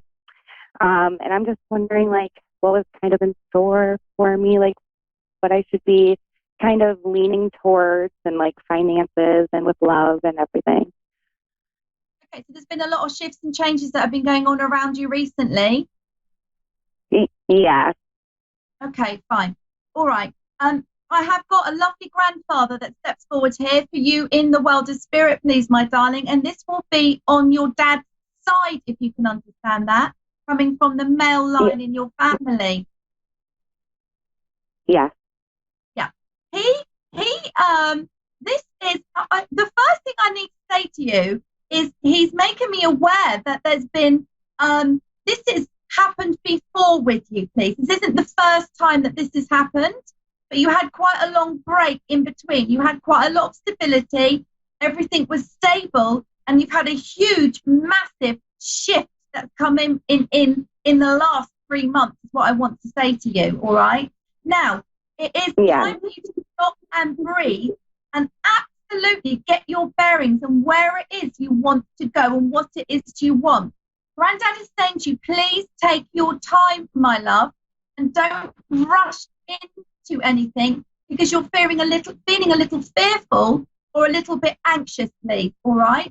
It's not so much. This is more about you and how you feel about you at the moment and you stabilizing within yourself. Now, it's easy for me to sit here and say, don't worry about finances, money, love, etc., when I'm not in your position at the moment. But I really do need to say to you, literally, as quick as it happens, is going to be as quick as it turns around. Within the next 2 weeks, there'll already be changes and positivity coming in for you. I feel I need to say to you, there's quite a lot of stuff you needed to let go of to work out who you are and where it is that you're going and what it is you really, really want. I'm aware that you're an intelligent woman and you're a well-read woman, if you can understand that, please. Yeah, so I want to say to you that there is a change and a shift coming in for you. I'm just going to ask Jono to see if he wants to work energetically with you in a slightly different way. So, thank you so much. Certainly what I have, particularly from your grandfather as well, is the one thing that's coming forward for me is that he is a great protector. And I think what you have, I think you have something coming through to you, maybe in 6 to 8 months, which is going to be a new opportunity. And it's going to be something for you where you're going to think, shall I or shan't I? And the answer is yes, you will. So you have to remember that, because your granddad's got your back. And he will protect you, and he will guide you, and he will steer you in the right direction. So whatever this wonderful opportunity is coming in, it's going to be something where you're going to think, can I do that? Am I good enough to do that? Is that really me? And that opportunity is there for a reason. And he's right behind you. And he's not going to give you a shove because it's your decision. You're the person that has control over this. But the moment you step forward, he's behind you and he's going to be helping you all the way. And remember, he has your back. So if you do step forward with confidence because he's right there for you. How marvellous is that? Yeah, that's awesome. Darling. Yeah, that's lovely. Such a lot of love around you as well. And you are loved greatly in the spirit world. You really are. You have a very open heart as well, I need to say to you. And I feel that at the moment you're going through a big lesson that you're learning. And this is about you changing and evolving and working out your pathway there, which will be a final pathway, if you can understand. So what you do next is what will set you up for the rest of your life, bringing you in harmony, happiness, tranquility. And I feel with you, I have to put children around you as well and how much joy and love that brings you and that energy as well, all right? It really uplifts you. But I want to say, I feel you need this as well. I need you to have some joyful fun, some laughing and some encouragement as well. I also want to say to you, you help so many other people, you give advice to so many other people, but you're not very good at taking it, all right? You're not very good at receiving this advice, and you're not very good at asking for it either, please. And it is time for you to ask. And like Jono said, this lovely grandfather, who is a huge protector of you, he's a very kind, gentle, I feel he would have tickled you and played with you a lot when you were little. Not lots of grandfathers do that, but I feel with this grandfather that you were close, and he also loved the family and loved the family very much. And he is very, very close and around you at the moment. I want to also say to you, my darling, that I feel I want you to come back into your family a bit as well, if you can understand that. Come back into the family loop. Come back into the family arms. I feel there's distance there as well, and that this will bring healing in for you also, please, my darling. All right? Yeah. Yes, that all makes a lot of sense. Makes me feel very comfortable to know that they are with me all the time. They really, really are. But also, Granddad, you know, he was a real prankster and a joker as well. All right? And he has fun with you in your home, in your apartment, and where you are. He moves things around. He's trying to cheer you up. He's trying to lift the weight off your shoulders of where you're feeling just the pressure of life on you at the moment. But what he's shown me is like a bird's eye view of your life. It's absolutely fascinating. And that this is just a blip in the road, a bump in the road. And just have faith that you are and you will be okay. You're a very driven lady as well. You don't like sitting around and doing nothing for too long, if you can understand that, please. And you don't like not being busy, all right? You don't like not being busy. I feel you get bored, you get frustrated. I also need to say, Granddad is saying you've been a little bit snappy recently and haven't been quite yourself, and you're a little bit out of sorts. I hear music as well around you, and your granddad brings this in for you. So just turn up the radio, girl, and do some dancing as well, is what he wants to say to you. I think Jono's got something he wants to say as well. I think music is a very big thing. Music has a wonderful frequency. Music can really lift atmospheres, particularly around your home. And if you're not feeling too good, you know, you can work the music on, you can turn your volume up a little bit. And you know what? There's nothing wrong with having a little dance around your lounge or sitting around the kitchen. Have some fun. Put the music on, because it will lift the energy of the house. Right. And once you lift the energy of the house will hold energy. Houses hold energy. It's factual. And you know, if you can lift that and constantly lift that, next time you come home to your safe area, you're already walking into an energy that is more protective, is heightened. It's more love, it has that love energy. Yeah. It's going to make you feel better just by coming home. And this is a really big thing. And energy is everywhere. You can use it and make it to your advantage. Yeah. And so what Grandad is showing both of us here clearly is that the energy for you at the moment is just sit back, think, look where you're going to go. You've had this roadblock. You've had this bump put in front of you for a reason, for a purpose. There's bigger and better things coming in for you. So if you can, put your... do you love cupcakes, please, my darling? Cupcake. What was that? Do you love cupcake? Cupcake. Fairy cake. Oh, cake. I don't know what that is. I can't make out what you're trying to say. Are you saying hot plate? Sorry. Cupcake, like fairy cake. Cake? Don't worry. I'm sorry. Sweet tooth. I'm sorry. That's okay, my lovely. So it's like a sweet tooth for you as well, and Grandad.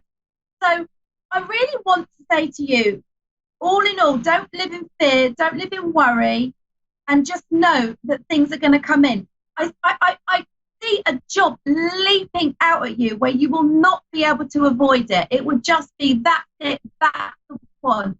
Grandad has just made it so clear that it's coming in, and it's going to be a wonderful change.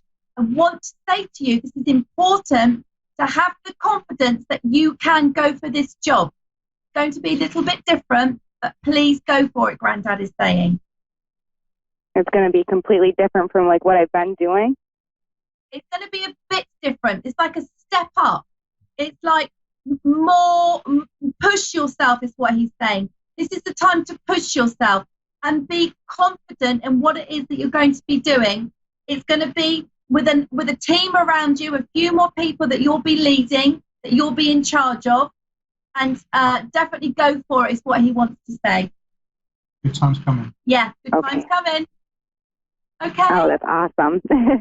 All right. Thank you so much. You're welcome. I'm the Modern Day Medium. You can find me on Facebook or my website, The Modern Day Medium, and I do Skype calls and Facebook calls if you ever want another reading, sweetheart. Okay? Okay. Thank you guys so much. You're welcome. Enjoy. So what a lovely evening we've had. We've had wonderful Jono here, who's been explaining his spirit release therapy, which is just great. And it was really important for me to bring Jono on to explain it, where we don't have to necessarily go for the medicine or the antidepressants, because we are physical, emotional, spiritual, for all of these things. And we don't necessarily just have to assume that that's what's wrong with us. And so it's vital for us to understand that there could be something else that's going on.